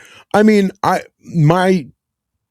my thing is I like to at least try it. Yeah. I don't know if I could do it because if they are like super duper hot wings, definitely don't want a whole plate of them. But there are certain things I know I won't try. Yeah. I like to try it, but I know that I can't handle it. I know there are certain things that I can't handle when it comes to hot sauce. Know thyself. I would love to, though. I wish I could, because I have tried hot sauces, and there are ones that I can handle and ones that I can't. If I were able to handle hotter hot sauces, I would. Just Dude, can't do it. And that's and now, by the way, with that place, the sauce was like the flavor was good, but it just had no kick to me. Yeah. And Well, I was so disappointed because I had my hopes up, like maybe I'd actually get a kick, like get like the sinuses running, like where it's like, oh, this is nice. This is Yeah, because like I find myself in that position every once in a while too, where we get something that's like semi-spicy, and someone like my sister, she'll be like, "Yeah, it's really spicy," and I'll try. And I'm like, "It's not that bad," yeah. And it's like, okay, there's one person I have a higher tolerance than. But Yeah, because I enjoy it, man. Like I want to get like that, like just give me, where you feel it, and it's like kind of like we eat wasabi, and it's like if Uh-huh. you get wasabi, I'll eat like the whole clump of wasabi, and you'll get that immediate rush into like the sinus Yeah. cavity. I love it, and that's why it's like I would love something hot that gives me a kick to where I'm actually like I can actually feel it because it's enjoyable. Yeah, And you have places like that where it's like, like I said, no shade on them. Like I get it. It's a 10 on a scale of 10 for the average person. Okay. But if you're like Makes me sense. or higher, don't expect any kick because there's nothing. It is the most mild. Instead of the wild ones, it's the mild ones, like in SpongeBob. It's the fucking, we're the mild ones. Yeah. We're the mild ones. I was a tad bit disappointed. All right. I get it. And I tell you It's what, all right. man, there was no meat in there, like outside of the seafood, but I felt like that sauce. You know when you have like crab bakes and like those kind of like steam pots? It's always like corn, potatoes, you'll get like crab meat, stuff like that. Right. And And you're then- supposed to eat it out of a bag like a slob. Right. Like it comes in a Yeah. trough, you get like a fucking, the bin. Yeah. So I've never actually done that myself. well, the thing is, a lot of those things, one of the additions is usually like andouille sausages. Sausage Okay. usually like they'll chop them up and throw it in there. Now there was no sausage in there, but I swear that sauce like it must have been cooking in it Okay. because I tasted that flavor of it and it kind of annoyed me. Now I could be wrong. I could be completely wrong. It may be because you can choose different. They have flavor profiles like different sauces, Yeah. and you can combine. So I got like the hottest they had, like whatever hot sauce, and then I got like the garlic butter, like the mix with it. So it could have been just a combination of everything, like Yeah. with the garlic butter and like it definitely in that seasoning was definitely Old Bay. Old Bay. Yes, Okay. Old Bay, great seasoning. It's a seasoning that's used in a lot of stuff. It's usually associated with like crab meat and if you go to Baltimore, right? You get go to like the seafood places, you get like one of those steam pots, and it's always seasoned with Old Bay. That's like one of those big. So it could have been like a combination of that because that's a good flavor. Okay. Well, I'll be honest with you. I've never done one of those like seafood boils, I guess they call it, right? Yeah. That they put it in the bag and you Yeah. got to like just grab it with your gloved fingers and with your bib on and all that shit. And I'll tell you one thing. I'd never seen anybody do this until like a few years ago. I'm out with a buddy and he's like, yeah, I'm going to get this. And it was the seafood boil. They just bring out this bag of seafood. And I got to tell you, man, one of the things that'll turn you off to even wanting to try that is the first time you see somebody eating it in person is a fucking slob. Mm. So it's like when they're sucking fucking crab meat out of the leg, doing that shit, Yeah. you're like, I'm never doing this again. Yeah. I'm never trying that. I have no interest in eating dude, I eat slobby shit, but I'm not a fucking slob. I don't eat like a slob. Dude, you know what's the slobbiest food in my opinion? Five Guys. It is kind of slobby. Because those burgers, because they have a veggie burger, which I mean, sorry, a veggie sandwich. There's no actual patty, but it's pretty much just all the toppings in between the buns, and so Okay. it forms a sandwich, but you Kind can't. of like Subway does. Subway does the same thing. But how many, like, even when I ate Five Guys, like, actual, the burgers, you open it, it's all wrapped, and you literally can't eat that thing without that thing falling apart in your hands. Like, it falls, like, every time That's you can bite, true. it's like a dam breaking, and you're just trying to collect everything without it Yeah. all falling over your fucking lap. And you have to keep it, like, nestled, like, swaddle that baby, and just fucking hold that fucking sandwich together, because those buns are fucking brook, and they're just like, it can't hold anything. And Dude, they're the slobbiest fucking place I I've mean, ever. dude, whenever I don't do Five Guys that often. I'm When not I hating on do, them. They're just no, sloppy. when I do, I get the single patty. I can't do Yeah. the double patty. Get a small fries because when you get a small fries, you get a shit ton of fries because they Well, you get like a garbage bag full of it. Yeah, but the thing is, it's like every now and greasy then one. there's that one person that, like, I don't know if somebody didn't tell them the way they do things. They actually just fill up the cup. Oh, really? That's it. And I'm like, I'm watching this motherfucker do that shit. And it's like, what am I going to say? Excuse me, you're supposed to fill the whole bag. Where's the potato sack? Right, exactly. And they put it in the cup. You might get 2 or 3 that fall out of the cup. But when they don't fill it up the way they normally fill it up, I feel so cheated. You Even are though- cheated. That's Well, even though when you think about it, you order a small fries, they're not obligated to really give you anything more than what fits in that cup. yeah, but I But mean, I'm we've been instilled with it though. Like, that's Of their course. unwritten rule. That's why that's why I never say anything, because technically I got what I paid for. Just pisses me off that I didn't get What'd you pay what for? I didn't. You know what I mean? It's like, I came here because I want a Double bag fries. of fucking fries. I want my pit beef. I want you my, know, like, my fry pillow. just give me my French fries. Dude, Five Guys, great place, but man, those sandwiches are the slobbiest fucking sandwiches. Return of the slobs. Return of the slobs. The slobs return, man. Seriously. Because it's not that they return; it's they've never left. Well, but just when you It says they hide in the corner and they wait for they hide in the corner and then they Their put their moments. hands all over the fucking bread. Oh man, I went to Acme to get Acme. yeah. What'd you Acme. get? Cake. Oh yeah, because you love the cake there. Yeah, I love the cake there. Red velvet. What did I get, dude? For a lot of times I go for like the birthday cake. It has you like the confetti birthday in the the confetti icing. yeah. I think it was like I think it was like a sale, 2 for $5. So I think I got that and like the fudge. Acme's good for the cake. sales. I love those cakes. Got that, and like they haven't had the chicken sandwich in a while, so I think I got fried chicken that day. Or The chicken sandwich. yeah, they have a chicken sandwich. Spicy one's good. I just always take the pickle out because they use like the sweet. Oh no, can't use. I'm not a fan of the sweet. Yeah. No. They must be new to it, but I'm standing there looking at the cake, and the bread cabinet is to my right. And this guy opens the cabinet, just starts looking at the bagels, looking at the rolls, and I'm I like, was like waiting for this. like I wanted to yell at this guy. I wanted to be like, "You fucking disgusting fucking slob." So I go over to because the bakery area is right there, and I was like, "Listen," so to him, like, "Look, I'm sorry. I don't want to cause any trouble." But I'm going to cause trouble. I really want to knock this fucking guy's teeth down his fucking throat for being such a fucking slob right in front of me. I seen it with my own eyes. I seen it. I says to her, "Listen, there's a guy touching all the bread here with his bare hands." She's like, "What?" I'm like, "He's touching everything." She walks out from behind the counter. She's like, "Sir, what are you doing?" He's like, "What?" I'm like, "What?" That's when I stepped. I'm like, "Dude, you're touching everything. What are you doing?" I'm like, because they have at the bottom of this cabinet, they have the little plastic sheets that you grab You're everything. supposed with. to use another The unwritten woman's like- rule. The woman's like, there's the little plastic sheet. Oh, I didn't see them. Yeah. I'm like, you didn't see them because you didn't look. You just opened the cabinet and got your fucking slobby hands all over the bread. So okay, I have a question here in regards to this slob. But I'm sorry, I just got to say the way this guy was just so nonchalant. Oh, I'm sorry, I didn't see it.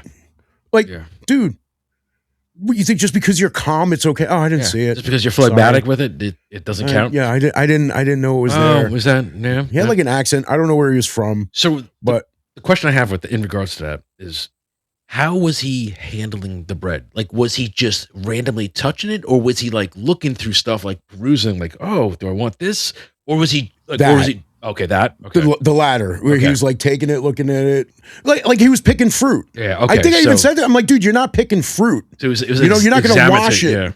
Yeah, I'm like, people aren't going to wash that when they're like before they eat it. It's not like it's fruit. bread. Yeah, it's like you pick up a tomato. You can do that with your bare fecal hands. matter now is on all those loaves. You could squeeze a tomato, put it back, because the person who buys that is going to clean it.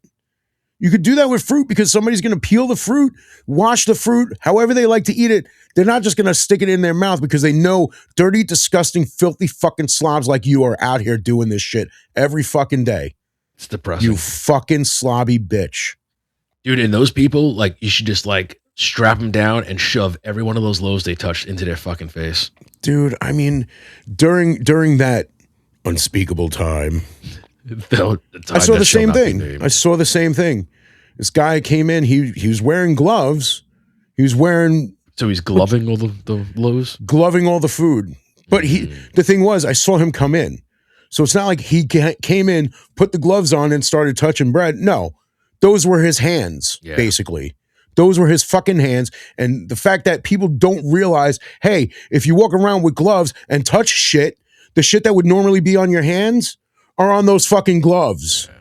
You know, it's not a fucking force field, because if that shit protected you, the only thing that they're protecting from fucking germs right now are your fucking hands, because everything else you're fucking touching is going to get on everything else. It's like when you go to a fast food place and you see the people do this shit with the tomatoes, the bread, just dropping it all over. Dude, then touch the fucking dirty ass microwave and open the fucking door handle, and then clean the table like this without a rag.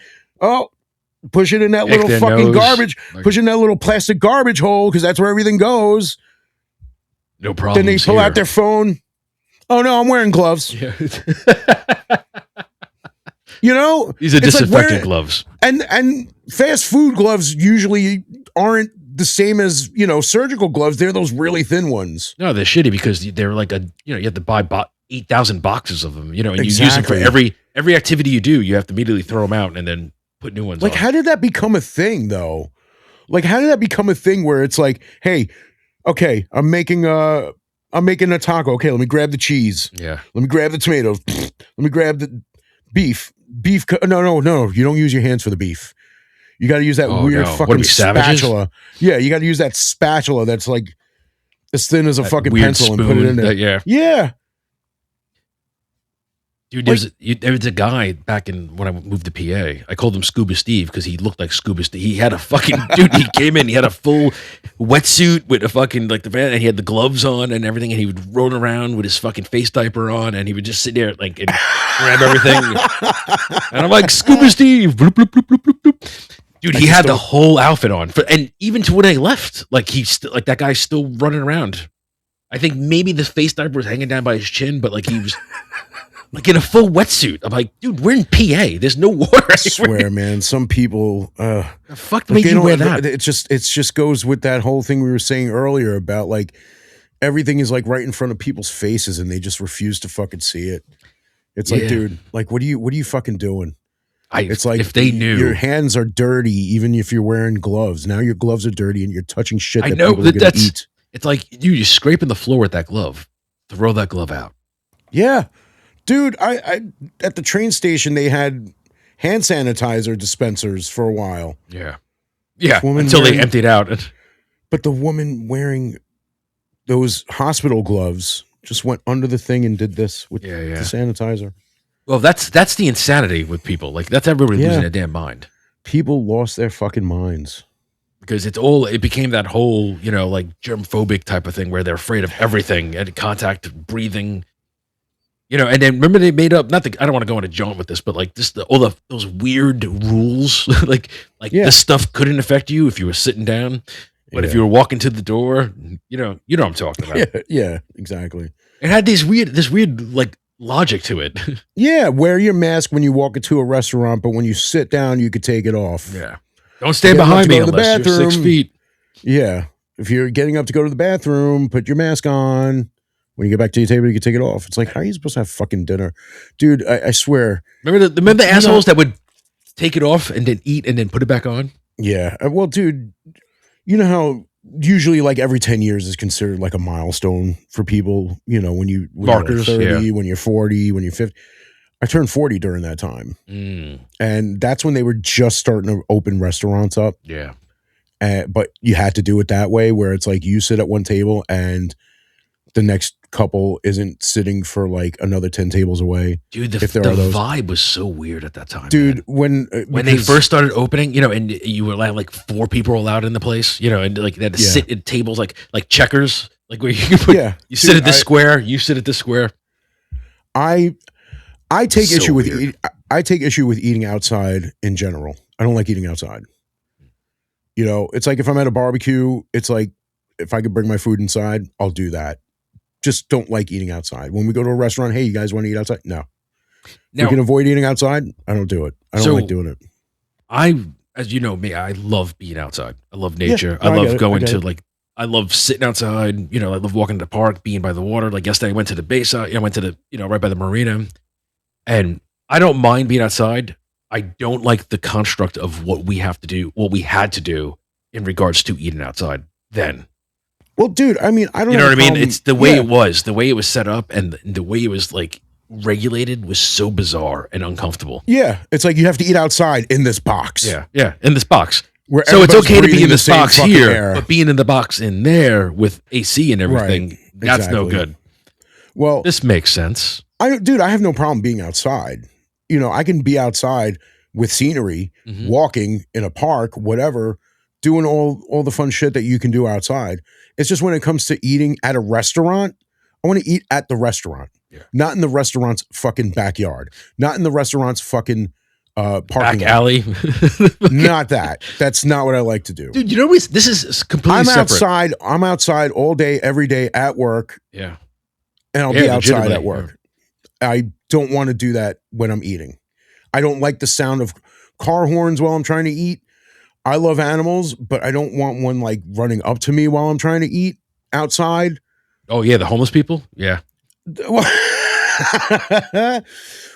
Dude, that's what gets me with the city though. And this has nothing to do with the pandemic and all that. It's in the city because everything's so confined, you know, they try to maximize tables. So you have those few tables outside, like on the sidewalk, and so you're eating while people like are just walking past you. That shit I can't stand. Well, dude, and again, I want some level of privacy. It's the same thing like where like if you have to take a piss, if you don't have barriers like the urinals, I can't piss there because it's so like weird. Even the trough, it's just weird.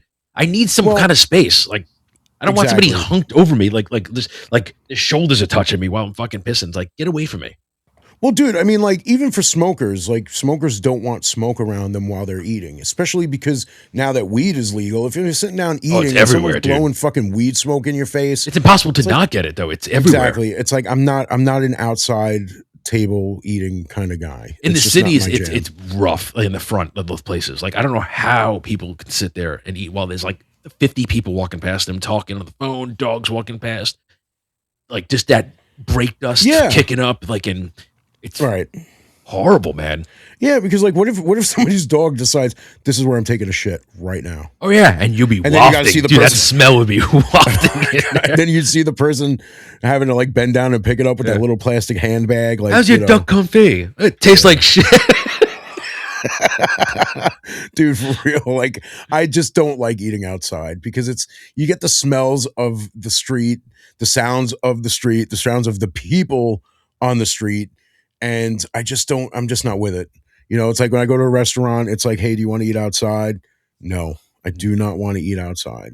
I do not. It's like the green eggs and ham. I do not want him outside. Exactly. I do not want him in a chair. I do not want him. Exactly. Dude, it's wild, man. Like, it's a feeling that I will not hide. Yeah. I do not want to eat outside. It's something I can't deny. If you ask me one more time, I may answer in a rhyme. I do not want to eat outside. I never lied. about wanting to eat outside. I just do not want to eat Just do outside. not- just cap it off. I just do not. I just do not want to eat outside. I do not. Oh, hi, There are Mark. certain things that I may abide, but I do not want to eat outside. Now, please shut the fuck up and go to sleep. End of the story, kid. No, that's that Samuel L. Jackson reading the story. That story. What was that Shut from, the fuck up and go to sleep. That was just him telling this story. Now shut the fuck up and go to sleep. Like after every line, it was now shut the fuck up and go to sleep or something like that. Good night, moon.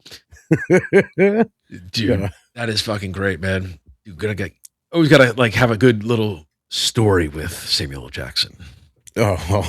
Badass motherfucker. Speaking of stories, you know what I did got? yesterday? What'd you do? Got to relive part of our childhood. Oh, that's right. Teenage Do tell. Mutant Ninja Turtles Part 2, Secret of the Ooze. 35th anniversary in theater. It was interesting because beforehand they were there was like this little video with I think it was Kevin Eastman, one of the original creators of the Ninja Turtles. And while he's talking, it's like two different videos, one of him talking, and then it's like him drawing drawing the last Ronin Right. with a marker and all that. But also while he's talking, they're showing video from, I don't know if this is something they're working on. I heard that they might be working on a live action Last Ronin movie. And That is the talks, right? That's right, but they were showing like scenes from what looked like could be a live action Last Ronin movie, but it looked like the old school 90s Ninja Turtles movie. But it was a costume. Yeah. It wasn't CGI. It was a dude in a costume, guys in that would be sweet if that's actually foot soldier true. costumes. But the way it was, obviously the way it's filmed with the actual quality of the film, it's brand new.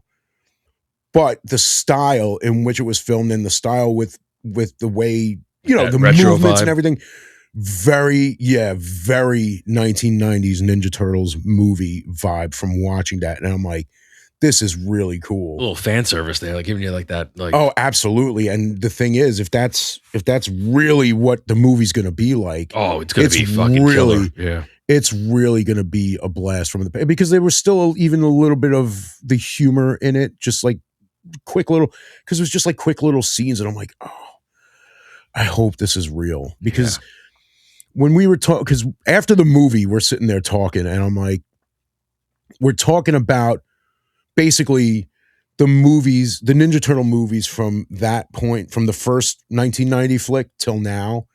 And I was like, when I saw the trailer for that Seth Rogen Ninja Turtles, Ugh. I was like, okay, I think it's time to hang it up. Because a lot of people are like, well, those aren't my turtles. And I'm like, you know what? They're not. They're not And I either. think maybe it's like, it's one of those moments, it's where it's like, it's sad for people of our generation to stop and be like, I think I have to grow up now, because these Well, it's not about turtles are growing not up. for me. It's about disowning Satan's version of Ninja Turtles. Well, dude, I'm not saying literally just saying, oh, I got to grow up now. No, I know what you But mean, but I'm I'm just like, I wouldn't saying, even it's go like, that far, because it's just if it's just these- a bastardization of them. Yeah, now. oh, absolutely. So we're talking about the movies. And I always loved the first movie more, because it Same, was the original. It was darker. Dude, we talked It was about this. different. You and I, I've watched the first one a million times. Yeah, me Watched too. the second one a couple times back in the day. Do you remember that feeling you had because I remember just being shocked the first time you heard Raphael say, damn. Yeah. I'm like, Damn. Yeah. I'm like, did a Ninja Turtle just say a bad word? We were 10 years old. I mean, we knew it wasn't like a terrible, terrible bad word, but for a Ninja Turtle to say it, we're like, oh my goodness. And then, Well, the also scene at that with- time, in the early 90s, yeah. the amount of words that are now, I don't know, Oh, so- acceptable. You know what I mean? What do you On want- TV, yeah, yeah. I it's mean, you like- could say shit on TV now. You like could say tits, dick. ass, like none of that shit. You could say shit, dick, and pussy, but Yeah. it all depends on the context in which you mean. Right. But Like, back if you then, call that would somebody- immediately be like, you couldn't even say, Yeah. like, damn would be definitely one of those ones that would be If you like, call somebody a dick, like, oh, Yeah. dude, you're being a dick, it's fine. If you're like, hey, suck my dick, not good. Okay. Bro, you're a pussy, fine. Hey, eat my pussy. No. No. You know what I mean? Contextual. Holy shit, fine. Hey, eat my shit. No.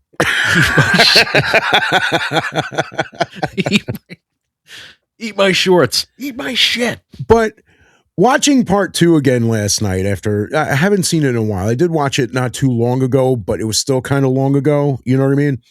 And even when I was a kid watching it, I thought the whole Vanilla Ice scene was kind of corny. They get into the club and he just busts out this crazy fucking freestyle on, hey, it's the Green Machine. You know, I'm like, dude, ABC rhyming, bro. Like that's simplistic. That was exactly what it was. Yeah. But the thing was too, you know, we were like I said, we were talking about it after the movie, and my buddy, you know, because it was for his birthday. I'm like, yeah, dude, I'm in. You know, he's like, well, you know, he was just freestyling. I'm like, yeah, but dude, if I were on stage and some giant turtles came running in fighting, I don't know if I would know already that they're ninjas. You know? Well, yeah, because you'd be more incredulous about the situation. Like, what is happening right now? It's like if I'm hey, it's Ninja Turtles. Yeah, it's like, oh, they're definitely ninjas. No, I'd be like, oh my goodness, it's big karate turtles. You know, it's like, hey, it's karate turtles on the dance floor. It's MMA turtles. You know? Yeah. Vanilla Ice knew right away that they were ninjas. Me, I would have been like, hey, it's the karate turtles, man. How'd you know? The script. Yeah, well, of course. Hey, it's the Green Machine. I can't. I love Vanilla Ice. Have you ever seen a turtle get down? Huh? Vanilla Ice was hilarious, man. I love Vanilla Ice. Back true, but dude, I'd be like, dude, come on. Do you remember him defending the fucking Ice Ice Baby with the no? See, their song goes, dude, with a straight face. Dude, he did that without breaking character. That was impressive. Of course. No, that's a totally different song, bro. Yeah, well. I see, like, if I were freestyle, I love it, like, man. Hey, this ain't Cobra Kai. We're on the dance floor with karate guys. They look like turtles with big shells. They're making a mess. What the hell? What's that smell? It was. Hey, karate turtles. Sometimes karate, when I freestyle, I lose confidence. Karate turtles. You know, like that's what it would be. Judo. Like, that's how that would be my freestyle. I'm like, hey guys, I got a good hook within the first 5 seconds of these giant turtles fighting in our dance floor. I'm called. It's called the Karate Turtles. Tai Chi Turtles. It's called Big Ass Karate Turtles. Here we go. Big ass karate turtles on the dance floor. Stick around. Stick around. After this commercial break, the big ass karate turtles on the dance floor. Stick around; they'll give you some more. Kicking this big shred dude's face and a giant turtle and a wolf. Dude, it's just Will Smith and everything. Exactly. I like what state in school? I like Ninja Turtles. I like big ass karate turtles when they're fighting giant wolves and other turtles. Stumbled up with other turtles. Well, you know, Razar was a snapping turtle. You know what they should have did a crossover? Had the Battletoads come out. Well, Battletoads. That was another thing we talked about. The disappointment back then that it wasn't Bebop and Rocksteady. It was Toka and Razar. Yeah. But those are cool characters, though. They were cool characters. They're babies. Stupid, destroy them. No. We don't need to destroy them. Look how strong they are. They can destroy shit for you. Dude, there were so many things about that movie that I thought was going to happen. I remember first of all, so little of that movie at this point. All right, so it was Toka and Razar and not Bebop and Rocksteady. Yeah, I remember. Like, I do remember that. I was going to wear my Bebop and Rocksteady shirt as kind of like, hey, it's 35 years later. It still should have been them. You know, like that type of thing. Because the thing is, we were also talking about the Michael Bay ones, the ones with those weird ones. And I didn't hate them. I didn't hate them either, but I didn't love them. They were fun movies. I just kind of resent the fact that we got Bebop and Rocksteady as CGI characters and never got to see them as Jim Henson's Muppets. Right. You know, if they would have put them in those movies, how awesome it would have been to be able to see Bebop and Rocksteady in in that style. Be interesting. It definitely would have been very interesting. And I think it just sucks that we never got that. Yeah. We got Toka and Razar, which again, again, you can put that on a list cool of many things we never got. Like, oh, of course. It's funny thing too, because like one of my buddies who was with us when the credits were going, and I pointed out that Super Shredder was played by Kevin Nash. He's like, "What, dude? Really?" I'm like, "Oh, you didn't know that?" He's like, "No, I had no idea." And I'm like, "Well, you know who did Shredder's who did Splinter's voice?" And he's like, "Yeah, the dude who did Elmo." I'm like, "Yeah." I think it's funny because his name's Kevin Clash. Kevin Clash. So Kevin Clash, Kevin Nash in the same movie about karate turtles. One fights him, one talks for him. One fights him. No, wait. One fights him. One taught him. They both fight together at the end. Dude, I love Kevin Nash, man. In the garbage pail. Dude, because he's such a badass, man, especially back then, because he was so juiced out of his mind. You remember the Punisher scene? Well, that was also back in 91, though. Yeah, but dude, think about, that was back before Diesel, but just him in movies, man, like with him in The Russian, man, dude, he got that fucking blade in his chest. That was his real, left tit, and he ate that like fucking breakfast. Yep. And he just went like, and I'm like, good God, man. And it's crazy. Yeah, like I said, it's crazy that was real. Yeah. Like that look on his face, Tom Jane's face, he's like, "Holy shit!" He just fucking, I just stabbed this dude. He's gonna rape me after this. He's gonna kill me. He's gonna fucking get me. When we talk about like certain things about talent, though, right? When I think about Kevin Clash, the guy who did the voice of Splinter, knowing that he's also the guy who did the voice of Elmo, that is a big difference. It's, you know what I mean? It's a huge difference, but I think vocally, it's probably so much fun because instead of doing the high end thing, like, Elmo, wow, wow, you get to do that deep, lower. Yeah, dude. And that's must be fun. Saying, like, they deflects that. Like, it's. Yeah. But it also shows, like, obviously, it shows range. Yeah. And. But voiceover actors have range. Like, good voiceover actors have great range. Yeah, of course. Like, we could talk. This is not. None can be as good as Seth Rogen because sometimes I can't even tell it's him doing voices. Bottom feeding piece of shit. Fucking useless toad.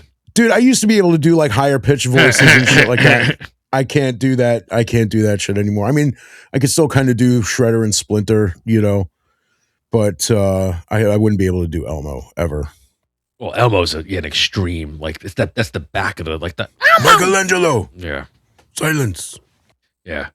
That's my Splinter. I know who you are.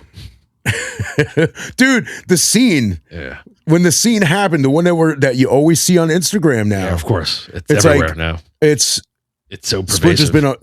Splinter's been on the roof all afternoon. What's he doing up there? Coming. To a conclusion. Like that was the next line. Obviously, they cut it off just for how funny it is. For comic like effect, me and my buddy just started laughing. It's like, well, what's he been doing up there all day? Coming. I've come to a conclusion. Holy shit, dude! I lost the sigh, but I can get it back. I can get it back. I can get it back. Silence. We've talking about mama babies. It just made me think of the way you did that tone. When your room looks kind of weird, and you wish that you weren't there. I don't know. I can't. Like, I'm trying not to just get it back. Yeah, well, that's kind of. I'm trying to do it, man. I'm trying. No, I know, but that tone, it's a little Kermit the Froggish. I can get it back. I can get it back. Silence, Raphael. When all the voices are in your head at once. Yeah. Dude, Raph's voice in that was so funny to me. I can get it back. Yeah. I lost the sigh. Jose Canseco back? Tell me, you didn't pay money for that. It's just such a weird choice. I know. It's like when I do it, I sound like Ray Romano. It's like, which is pretty much Kermit the Frog, I lost the sigh. Damn it, Deborah.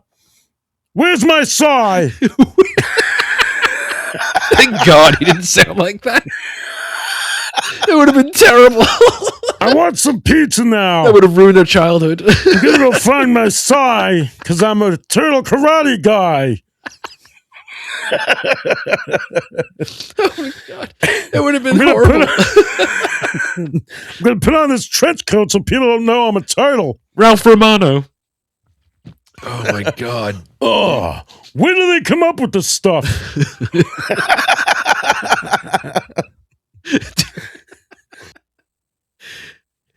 Thank God we could just joke about that, and that wasn't the case. Cricket. You got to know what a crumpet is to understand cricket. Oh my god. I'll teach you. See, it's 6 runs. Dude, that is fucking See you later, freak. I got work to do. freak. Freak! After he walks out of Critters, like, Oh, where do they come up with this stuff? Dude, that tone. dude, I sound exactly like Raphael. Stop playing, yo. I sound just like a giant karate turtle. Right. Well, that's the point. It's like the bootleg Teenage. Ninja Turtles, Oh, yeah. giant karate turtles. Hey, my name is Raphael. The Judo Turtles. Hi, my name is Raffolo. I'm a giant karate turtle. Mark Ruffalo. Mark Ruffalo Ruffalo Buffalo. I was about to say, fucking jeans him. You mean Ruffalo Buffalo? Ruffalo Buffalo. Oh yeah! Ruffalo Buffalo. I'm a Ruffalo Buffalo. Good Lord. The God of Buffalo.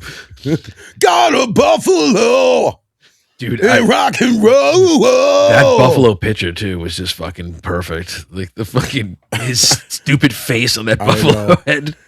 I hate put Mark. that in, Mark I'm like- Ruffalo's another one. Put him on the list.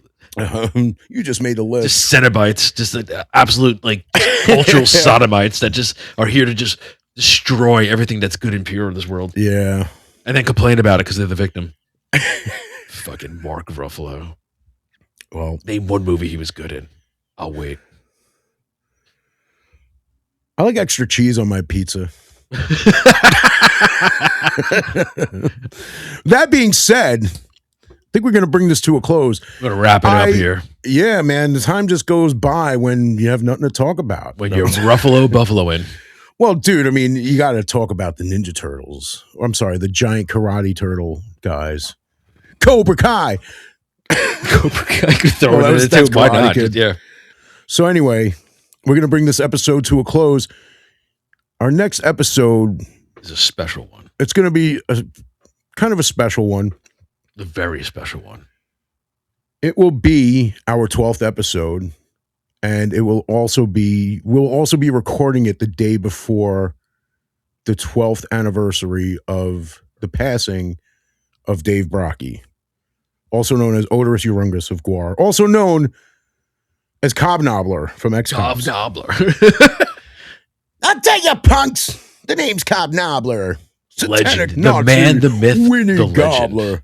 That is The Dave legend, Brockie, the greatest. All the right, ultimate experience. Dave Brockie experience. Yeah. Too much stuff. I got too much stuff. Too much A stuff. little calculator in my computer machine. What's the one? The can you suck my dick? Oh yeah. Would you like want to suck my dick? You want to lick my sack? You say you don't want to. Because you But did it with Motley want Crue. to. Yeah, oh, that was the live That was the live version, one, yeah. The live version was the best. That was the best one. Suck my dick. Suck my. We'll get more into that next Yes, week. we actually will. That's going to be a very special episode because Dave Brockie is one of our fucking favorites, man. Yeah. He's a legend, and we feel it's due to venerate him and his greatness. Fantastic. Absolutely. I'm Giuseppe, And I'm Storm. and we are out of here. Peace. Hey, what's going on, guys? This is Stormy. I just want to thank you guys for hanging with us on Dude For Real. If you like it and you want more, like, share, subscribe. Shout out the rooftops. Any methodology you wish to employ, the power is yours. Use it wisely. Until next time.